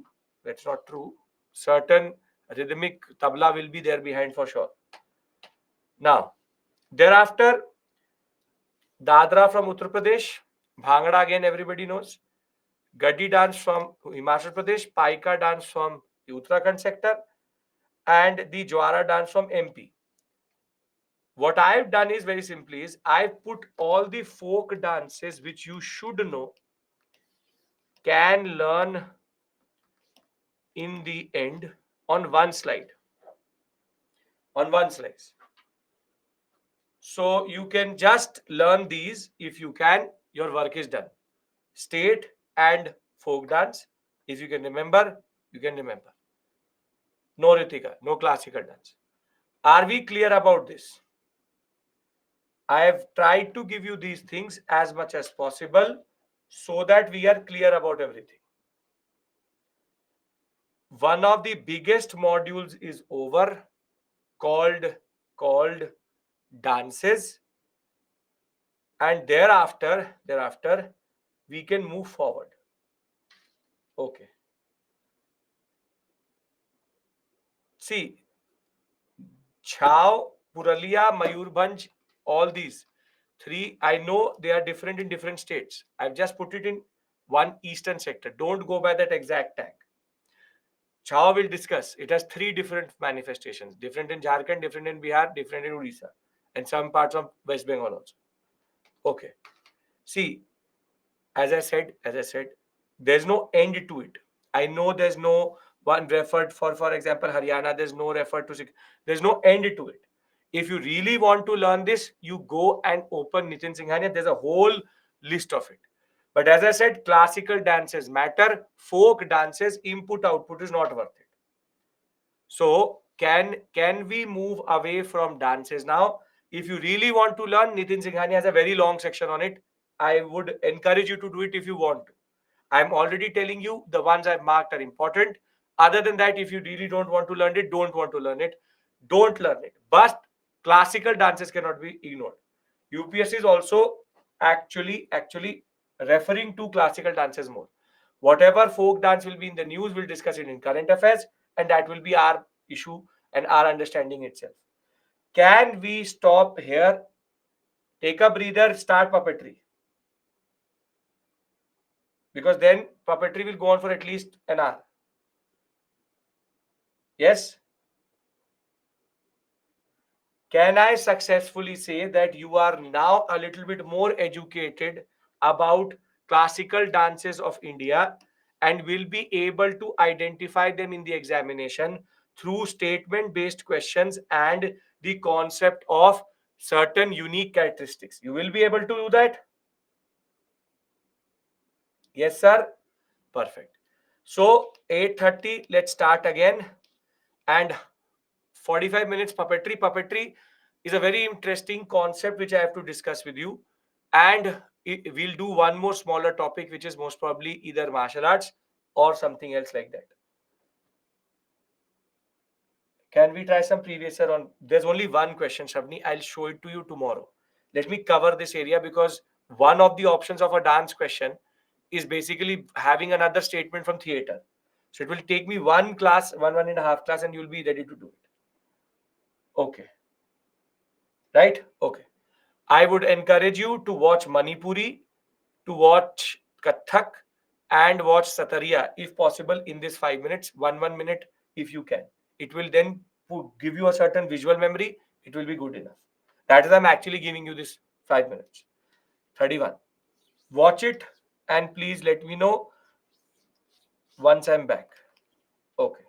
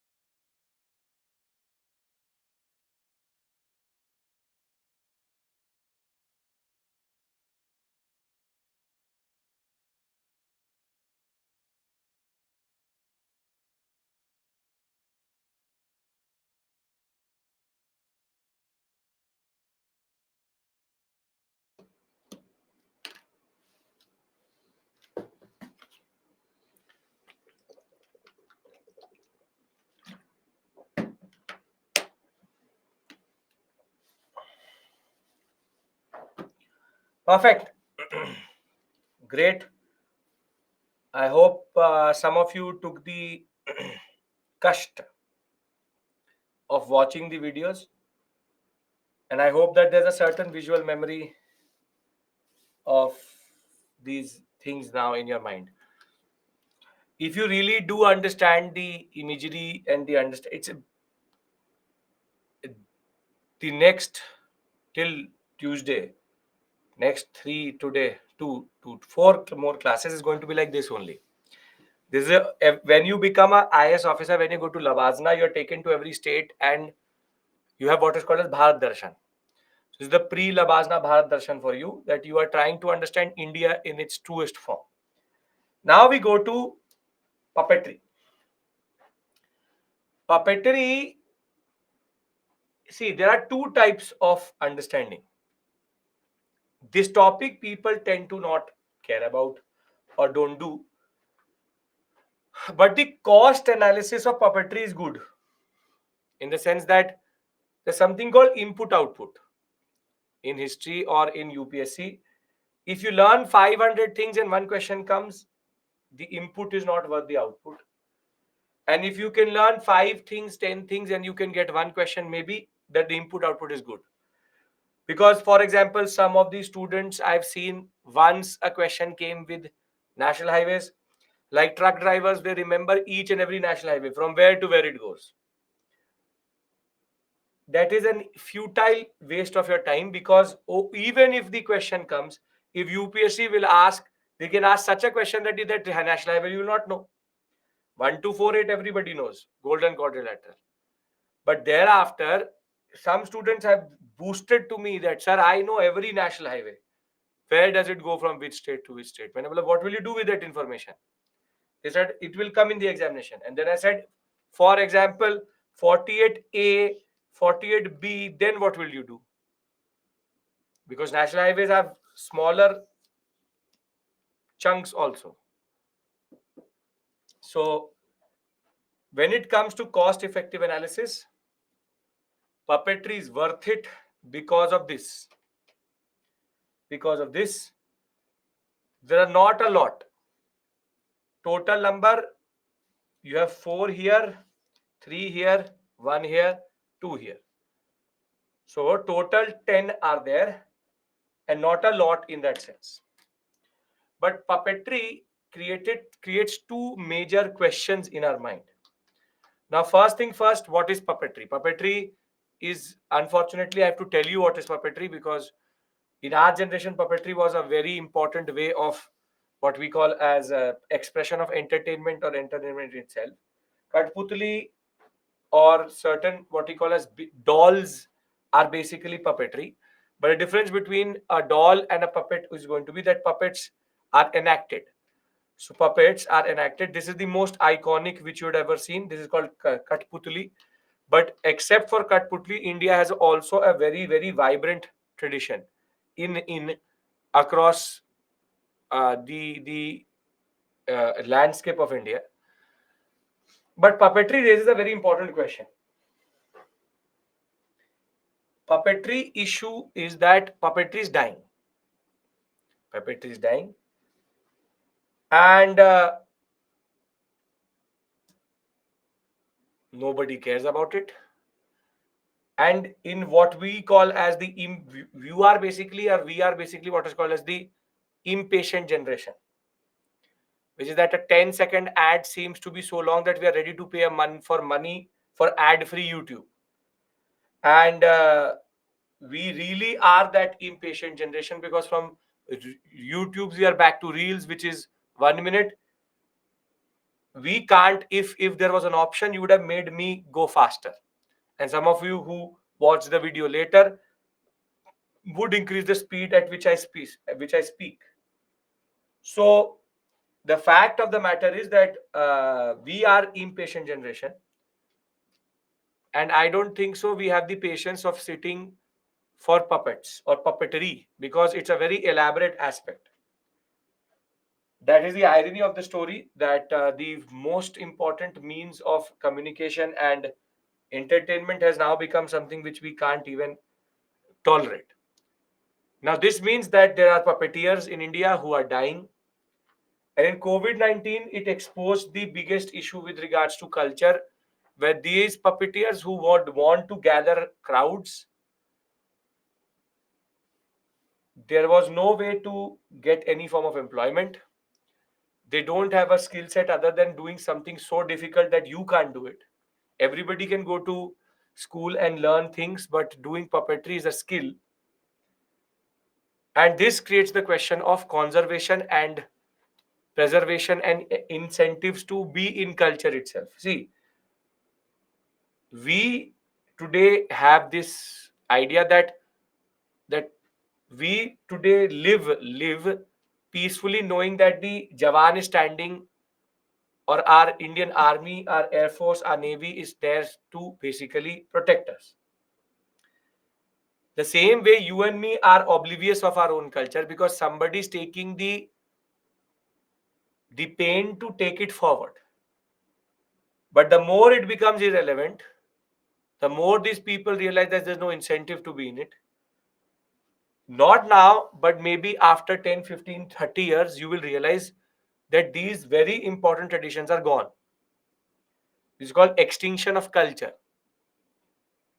So, giving them 1,000, 2,000 rupees under a random scheme, giving them not real incentives actually doesn't do anything.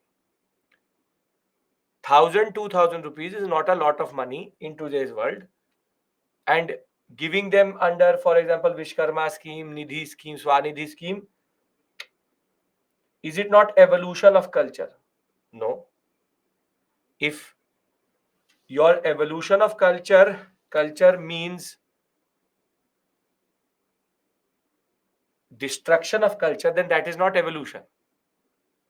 You are telling me globalization is the evolution of culture, but basically that's Americanization. This is the conversation I want to have with you. You don't know your own culture, you don't care about your own culture, you have no idea about culture, you find it a burden, you disrespect culture in the way of not knowing about it also. Americanization of culture is not evolution. You know more about the Marvel franchise, you know more about Harry Potter, you would know more about multiple American, now K-pop, which is Korean, and even Chinese, and even what we call as our cartoons were dominated by what we call as Americanized, then became Japanese. Then nowadays we have started to change or started to move away from it. But when you look at your own culture, you tell me right now, how much do you know about Indian culture? That too, because you're a UPSC aspirant, you are actually being forced to sit with me in the morning and doing this. If you had an option and there was no mains question and a prelims question, you would have said, what's the point of doing art and culture? What you do with the ancient and medieval? So this is not just that because I teach art and culture, I'm telling you to learn art and culture. You don't know art and culture. You have no idea about it. You literally have no idea about it. There would be people who will talk about that I know mythology, and then they will start to give me standard WhatsApp, or these people who sit on YouTube, they will start to tell this. People are making new culture. Random things. So when you don't know culture, when you have no idea of culture, then anybody says anything, you don't know if it's right or wrong. The fact of the matter is that this person, think about it. These three people have chosen to be part of this tradition. And they have no way out. They have no way out. Nobody knows their name. Nobody has any idea. I don't know, and I cannot make sense of the fact that I don't know who this person is. These two people. But they have chosen to do something which you will call, or our parents will call, mockery. They will say, what's the point of doing all of this?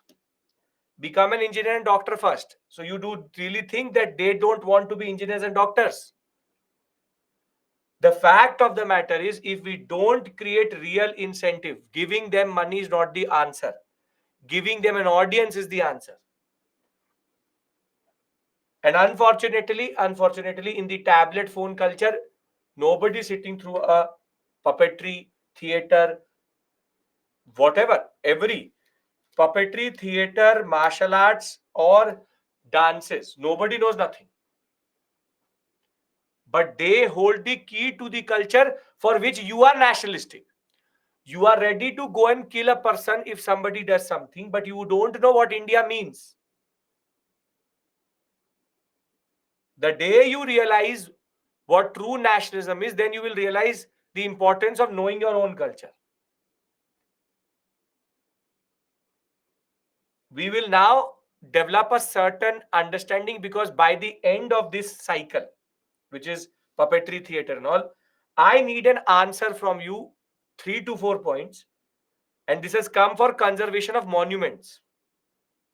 I need an answer for a question: how to protect and preserve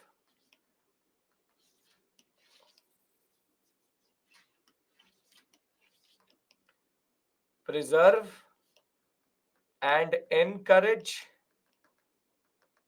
or incentivize these people. I need an answer by the end of Monday. How do you protect it? Don't give me random points here. Give me the right answer. A set plan on how this is an ethics question. How you are going to do it. Now, when we talk about puppetry, there are multiple references to puppetry. Puppets, we believe that we are puppets in the in the hand of God. We use people as puppets. Puppets analogies used quite a lot. Atish, you don't have to write it in all caps. Don't worry. How to protect and preserve? A question for you. You have to tell me the answer. So, puppetry, we have seen archaeological evidences of puppets being found as early as the Harappan and what we call as IVC civilization. The first oldest reference to a puppet is in what is called as the Shilapadikaram. It's a classical text of Tamil language. It talks about puppetry. The fact of the matter is, marionette puppetry is very old. This thing which they use to do puppetry is called marionette. The one which you see they use is called marionette theater. Marionettes are used to basically control the puppets.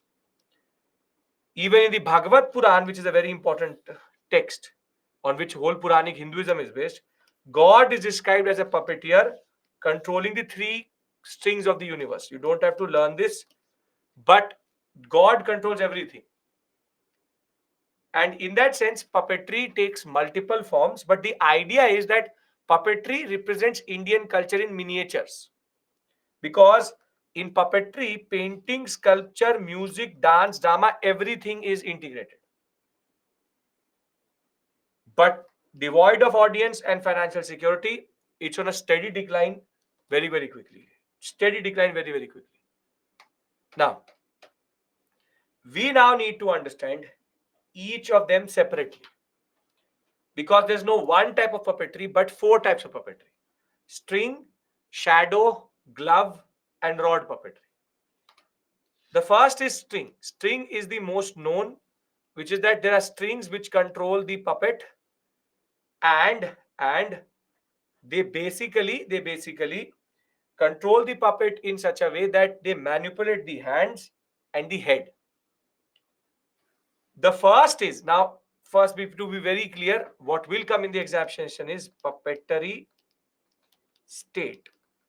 So all you need to actually know is the state. That's it. Nothing more will be asked. No mains question, no statement based questions. Only need to know puppetry state and your job is done.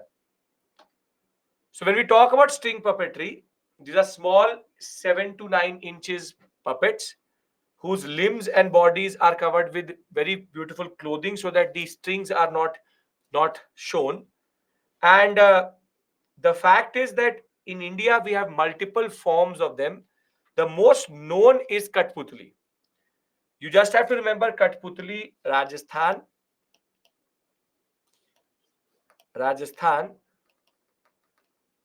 and Kat means what we call as uh, wood. Putli means doll. The most iconic feature about Katputli is that they do not have legs. Only the head and the hands are controlled. So there is absence of legs in Katputli, and the strings are attached to the fingers of the puppeteer. Katputli, that way, is a very interesting tradition because music will always be there. There will be narration, there will be drama, and there are puppeteers who are standing in the back who are controlling these puppets.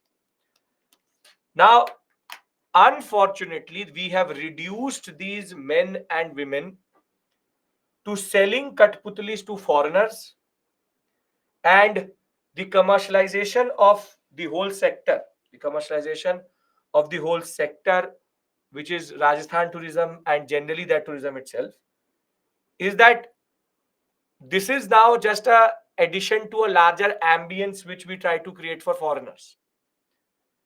They were a much important tradition because they were the way of social commentary, telling stories to people and to children. Now they are just one addition in the corner. Takes a lot of effort, takes a lot of understanding of music and drama and dance to actually do it. But I can see the legs. You can obviously see the legs, but they're not controlled. The legs are not manipulated, they dangle. So sure, you are able to see the legs, very beautiful, very good observation, but they're not controlled. Manipulation only of limbs and of head. And what you can also understand something is puppetry supports music, drama, dance, and textiles.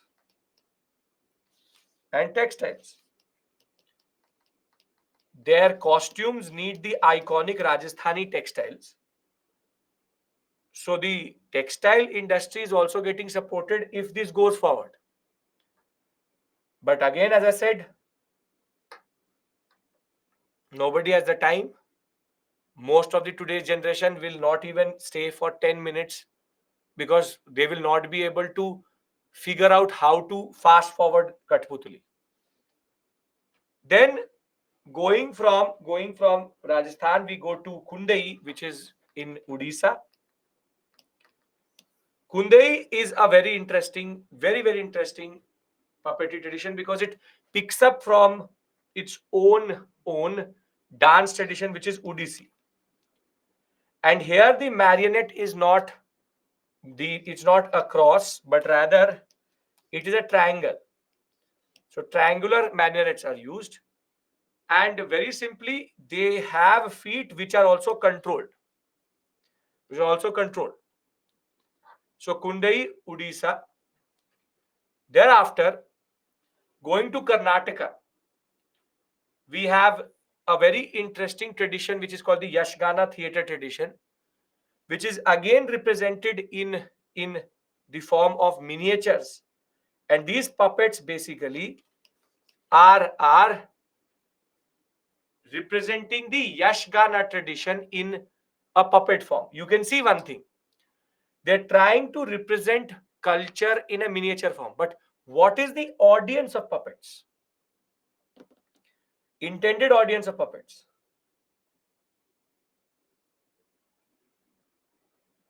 What is the intended audience of the puppet? It is children. Do you realize and understand the importance of what they're trying to do? See, Yashgana is there, Mohiniyattam is there, you have Odissi. They're trying to propagate culture through puppetry. This is a very important point you need to understand. wherein they're trying to represent culture to children, and therefore propagating culture itself. The fact is that because you are not introduced to this all of this at the children's stage or the schooling stage, that is why for you this is just a random word. Atish, what are you trying to do? You're just writing everything on the PPT and in caps form and putting it into the chat. What is the purpose here? You're doing it for yourself, you're doing it for me. Traditional puppet show of Karnataka, Gombayata, Kundai, string puppet. What is the purpose here? What are you trying to do here? Because then I will not be able to see, for example, something which someone else is writing. Yes, Gana, we will discuss. Theatre tradition, tomorrow we discuss. Tomorrow we'll listen to music also. Lot of interesting music. Now, Bombalatam is a tradition which comes out of Tamil Nadu, and it combines the feature of string and rod both. The most interesting feature here is largest and heaviest marionette is found here. 10 kg worth of marionette. And Bomalata is a very beautiful tradition. Now, looking at the color scheme, tell me what is the character of A and B. A is evil. B is saintly. You're getting the color scheme. If you're able to understand of Kathakali, you will automatically understand that that same color scheme is used all across everywhere. Now, but for you, because we are utilitarians as taught by Englishmen, this is important. What I've done is I've given you these two to three maps. Just revise them or just print them, keep it wherever you want to keep it. It will help you in revision. 4 Katputli, Bombayata, Bombalatam, and Kunde. Are we clear? Kukantara is not this, that is Bhutokala. That's a separate issue altogether. Are we clear about these 4? Yes? Okay. Now we go to shadow puppetry. And this is, if you've never seen it, I really encourage you to watch watch a video about this.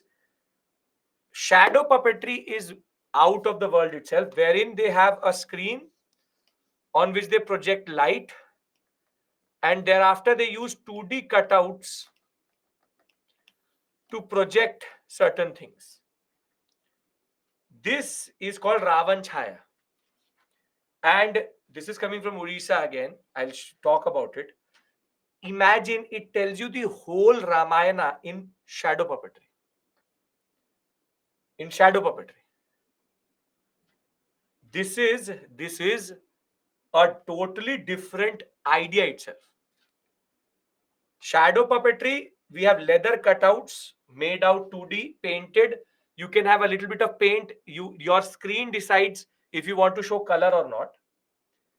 And you have what are called silhouettes also. Silhouette means if the cutout is having what we call as transparency, it creates a little bit of silhouette type understanding. It can also be opaque, like wash and non-wash.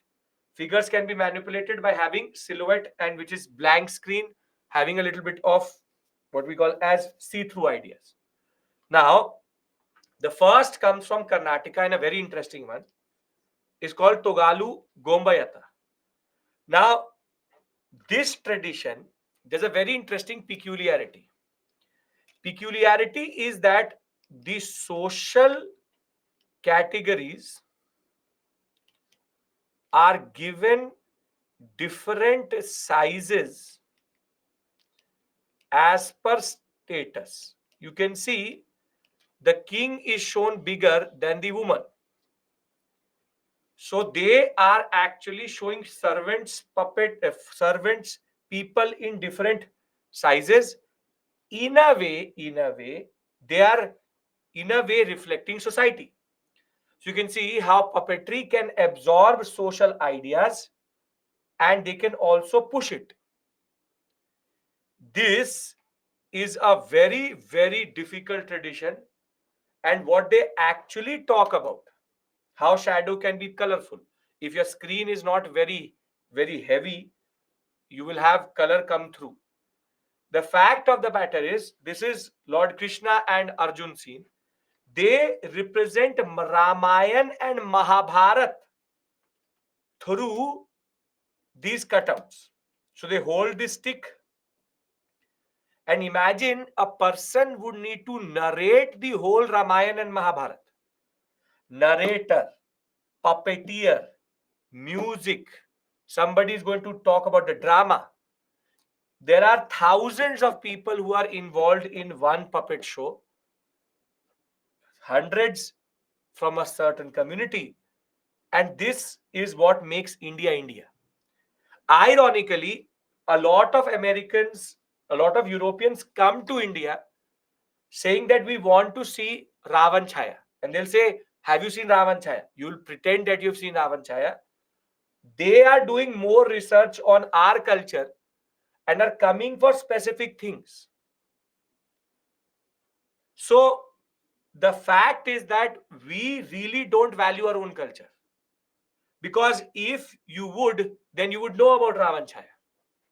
Coming from Odisha, every cutout is from tree to Ravan to Ramayana.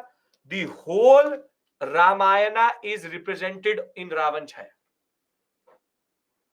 Whole Ramayana is shown through Ravan Chaya. It's called Ravan Chaya because Chaya means shadow, and Ravana because it is the story of the Ramayana. Imagine the spectacle and imagine the technological advancement in their mind they were doing. And going from village to village, earning money to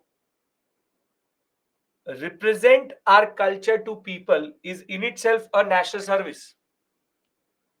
But unfortunately, this is the first time most of you have seen this itself. So from smaller trees to representing Ravana to representing Rama, everything has its representation. And in that sense, the last is Thogalu Bomlata coming from Andhra Pradesh, and very large size puppets.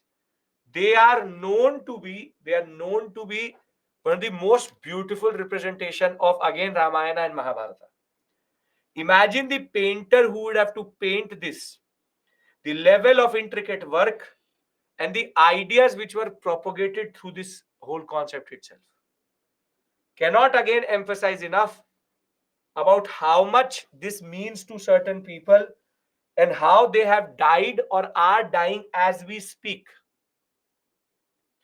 Because even if I add videos about these people, because a lot of you will tell me, why don't we they digitize everything? When you don't know what is Ravan Chaya, then will you actually look for it? Getting 100 to 200 views out of 1.2 billion people, now 1.4 billion people, is then going to be even more disrespectful to their craft. Because this is the unfortunate truth about this whole concept, that maybe in these images they will seem alive. By the time I teach the next 5 6 batches, people will see these people will not even exist.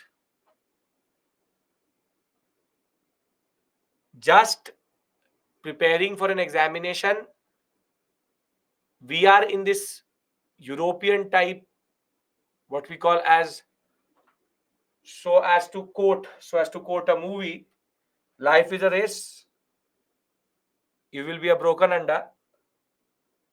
We have forgotten what our culture actually should be and how it should be celebrated. So think about it, because this is one question which can come in the examination. They have already asked about how can you preserve monuments. Maybe school needs to invite these performers Sure, but doing a gimmick is not what I'm asking you to do. They need to have an incentive to give their life into this. That is what I'm trying to say to you. If they don't have an incentive to be part of this, then what is the whole point of doing this? They have to teach this to their children. They have to teach it to it has to be a generational thing. Can't be that you go and give them 5 lakh rupees. That will not make sense. Have to incentivize, have to honor these people. Have to honor these people. Rather than following and running behind random people who get money to do what they need to do, these people are not even getting money to preserve our own culture.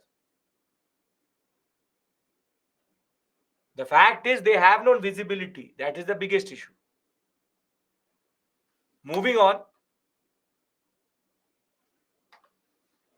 This is how you consolidate this. 3 states, you have 3 representations. Thereafter, we move to glove puppetry. Glove puppetry is something which you can do yourself.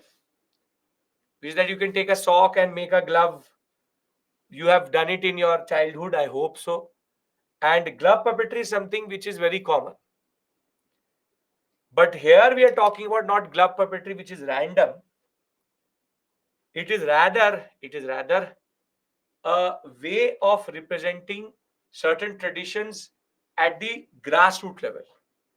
So this is the oldest we've ever found. We found glove puppetry as old as the Harappan civilization, and thumb and index finger is used to basically manipulate the whole what we call as uh, puppet itself. From Kerala, we get Pavakothu. Pavakothu, basically, if I'll show you, you will automatically understand.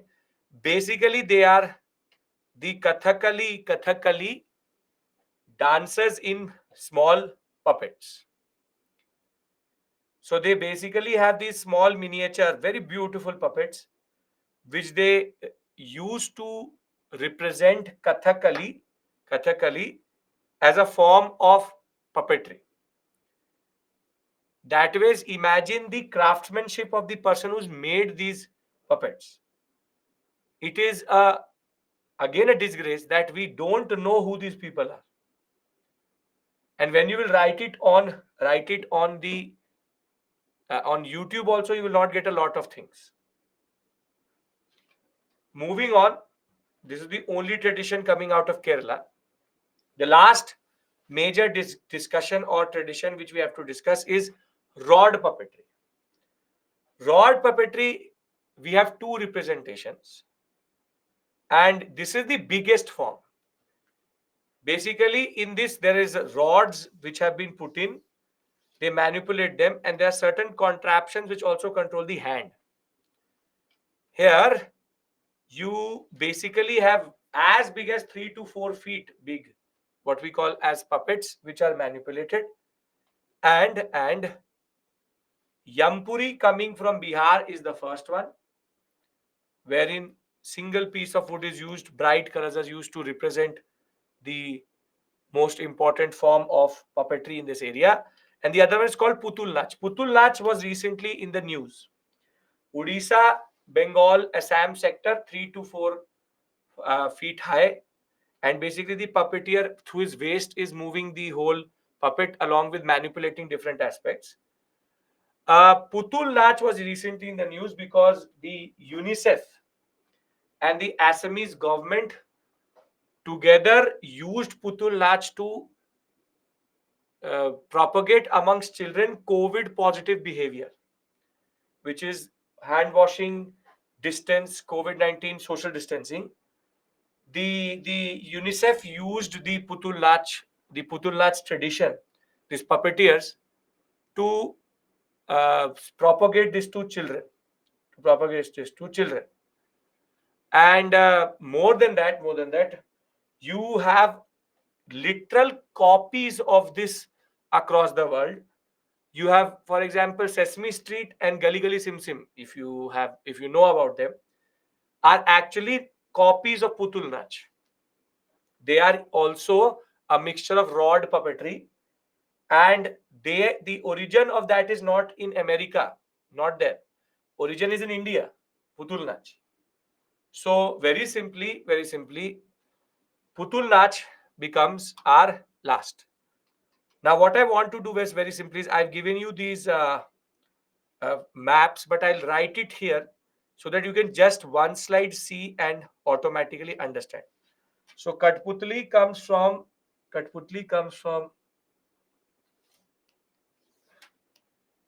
Rajasthan. Kundai is Odisha. Gomyata from where?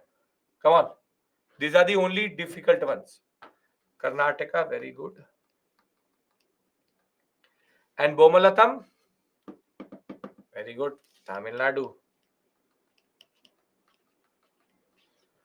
Tolu Bomalata, Andhra Pradesh, very good. Ravan Chaya, Odisha.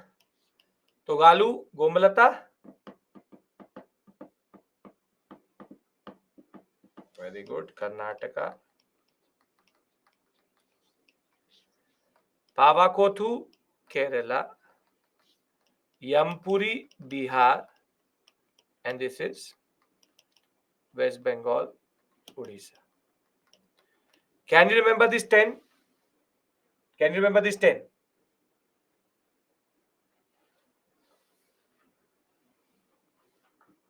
So I think this is an equally rewarding area. Not a lot that is.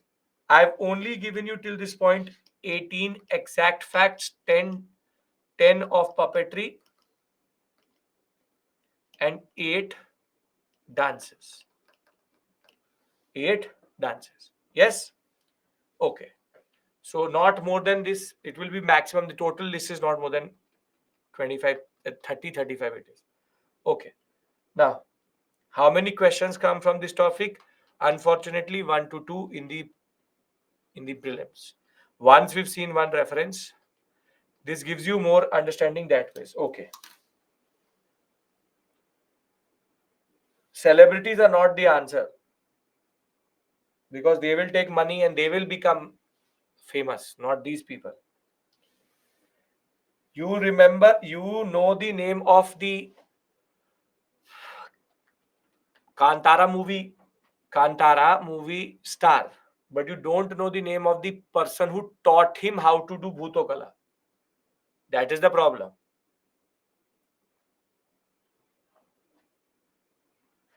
Okay.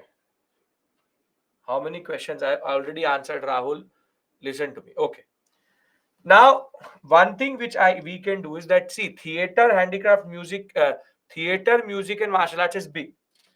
I can do this small section of handicrafts with you, and we can then close for today. Only handicrafts. I want to show you some handicrafts. The women in the class will love it. The men will get educated. Can we discuss them? 5 minutes it will take. 5-10 minutes, not more than that. I will just show you them so that there's a certain memory in the class. Okay.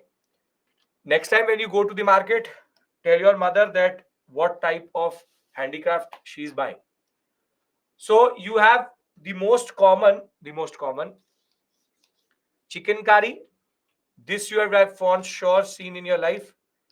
Chicken curry. I am doing this. See, this is a topic which should not be even given any form of time, but I am doing it because you will find these words somewhere in the examination for sure, and if you're able to link them to the state which they belong to, you will be able to get the marks.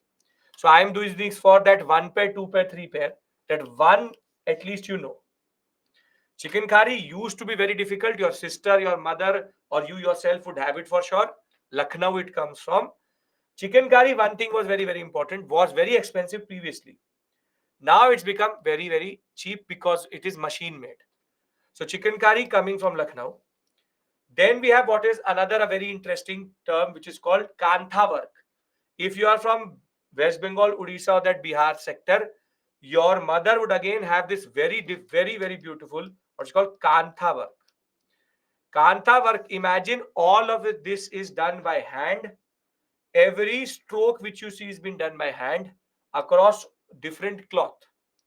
Kantha is considered very beautiful because it represents the symbols of these areas. But the iconic multi-use of what we call as color is something which Kantha is known for. Kantha would be West Bengal and Odisha. What to learn from handicraft? Again, same thing. State, where they belong to. Standard thing. State.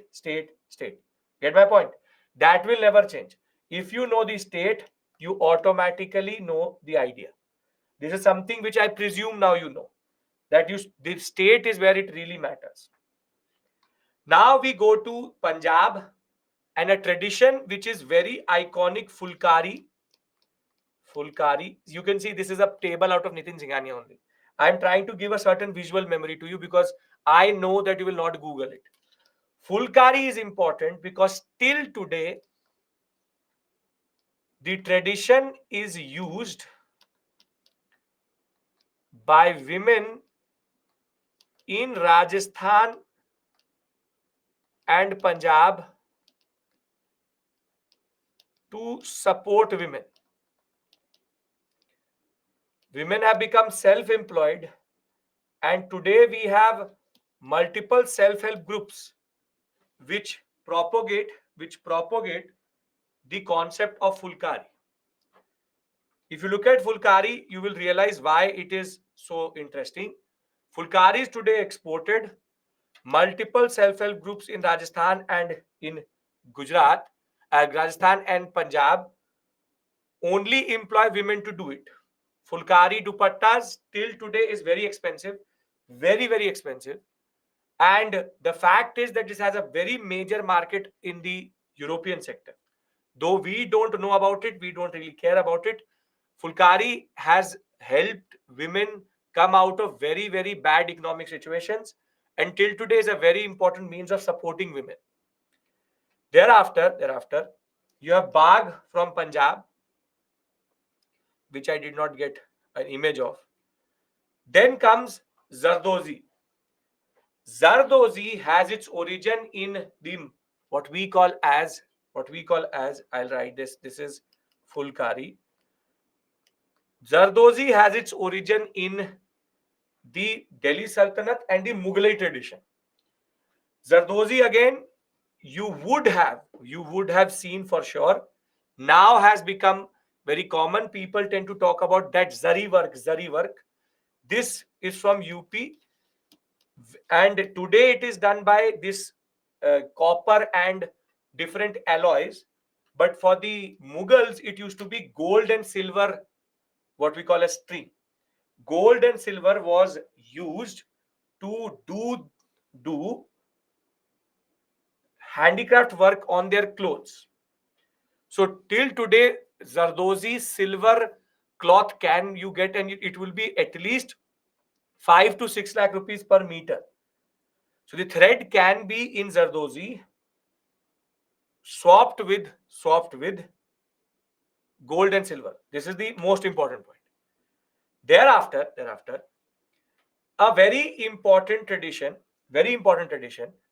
which comes from Jammu and Kashmir. This is called Kasidkari. Kasidkari. Kasidkari till today is the most expensive shawls you will get.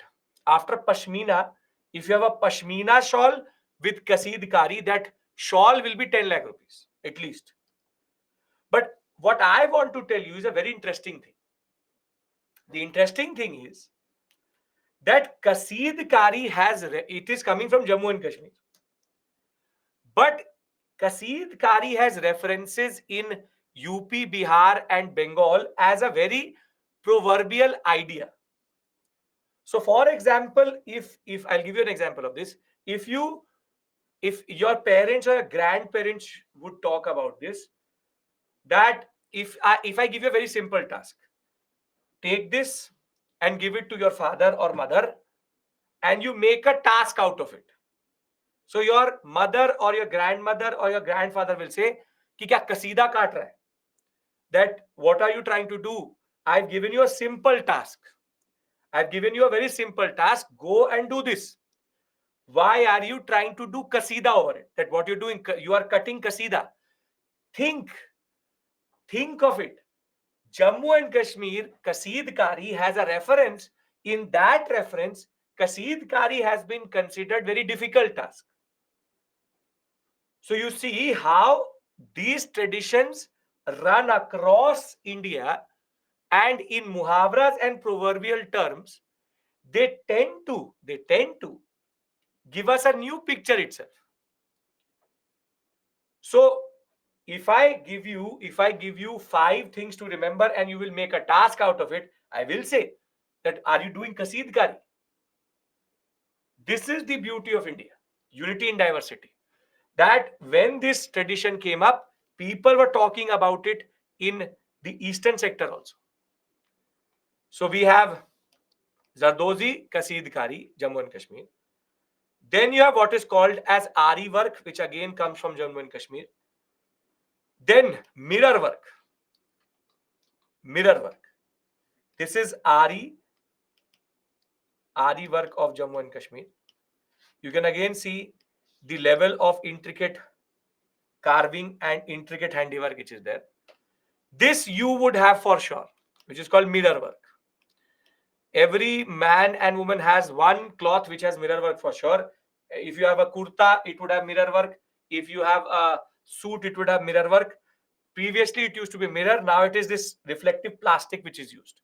It's nothing but plastic which has been embroidered around. Again, used to be very expensive. Now it's become very cheap because of the cost going down.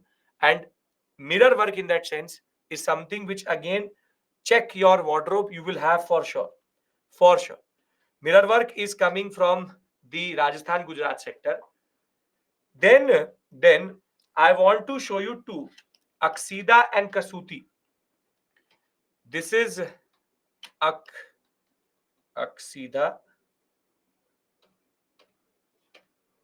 Aksida, and this is called Kasuti. Aksida coming from Bihar. You see the level of work which is there. And this is from Karnataka. Which is Kasuti. If you are from Karnataka, if you've ever bought any cloth from the Karnataka and this whole sector, you will find this very simple, what we call as suits. But this is the Kasuti work which happens over it. Now there are two things. I've given you the table in this form. There are 3 slides which have the table, and there are certain images. What I want you to do is the ones which I have given the image of, remember them because they are the most important. But once you're done with everything of art and culture, when you have time, go through this slide once. For example, Rabari, Pichwari, you have Toda, you have Banjara. Don't have to learn it in the first instance. The ones I've tried to give you an image of are important. They will be given in the examination. If not, here the input, what I'm trying to ask you to do. This is Zardozi. The ones which I'm asking to do, you can do. Can you do that? You can do that. Whatever I've pointed to you, I have also shown you a method to learn them, which is if you can Google them and create a certain visual memory, it will help you generally. Today, I'll stop here. I will see you tomorrow. We will listen to music tomorrow. Music will do ghazal, thumri, khayal, and we will also listen to the 2 more traditions: Carnatic music, Hindustani music, other types. Then we'll go to theater.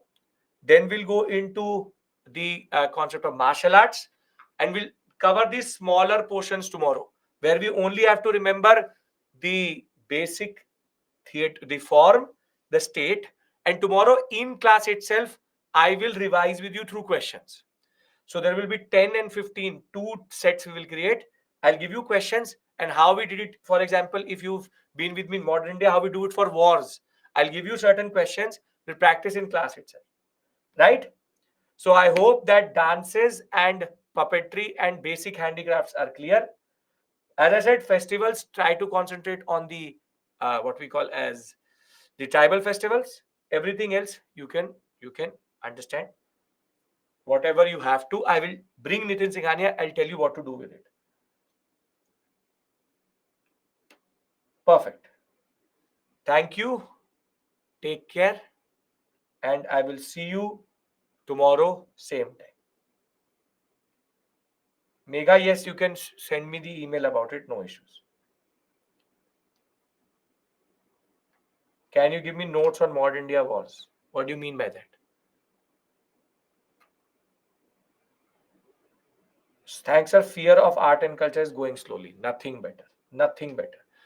The concept is the more you take interest, the more you will like it. That is the point.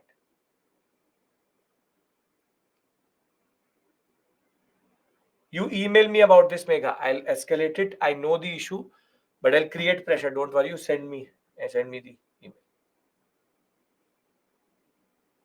Can you show puppetry slide?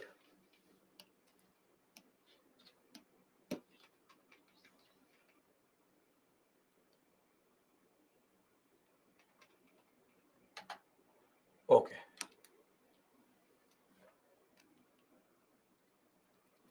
Rashida, you want a prelims timetable of 6 months? Write the same thing and send it to me in email. Mentor will call you. Which edition newspaper is better? General edition, UPSC edition. There's newspapers don't have general and UPSC edition.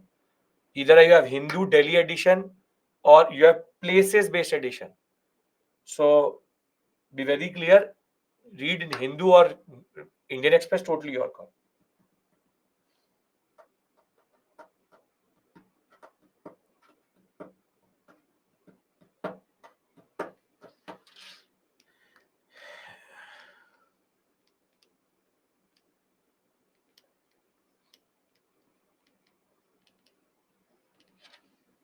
Don't worry about that. Wait, see you if that is the issue, you email me. I'll talk about it. If that happens, you email. Any issue, logistical or anything else you're facing, you can always say.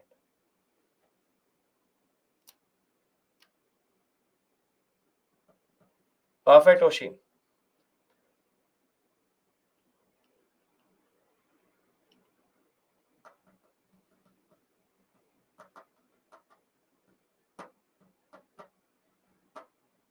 Mahima, join at 6. Don't wait for the class. It will 6 to mostly the stream is live. Join automatically. The PTS syllabus, what is going to be covered very soon, you will get the PDF in email. Don't worry about that. I taught world history very recently. Attire means cloth.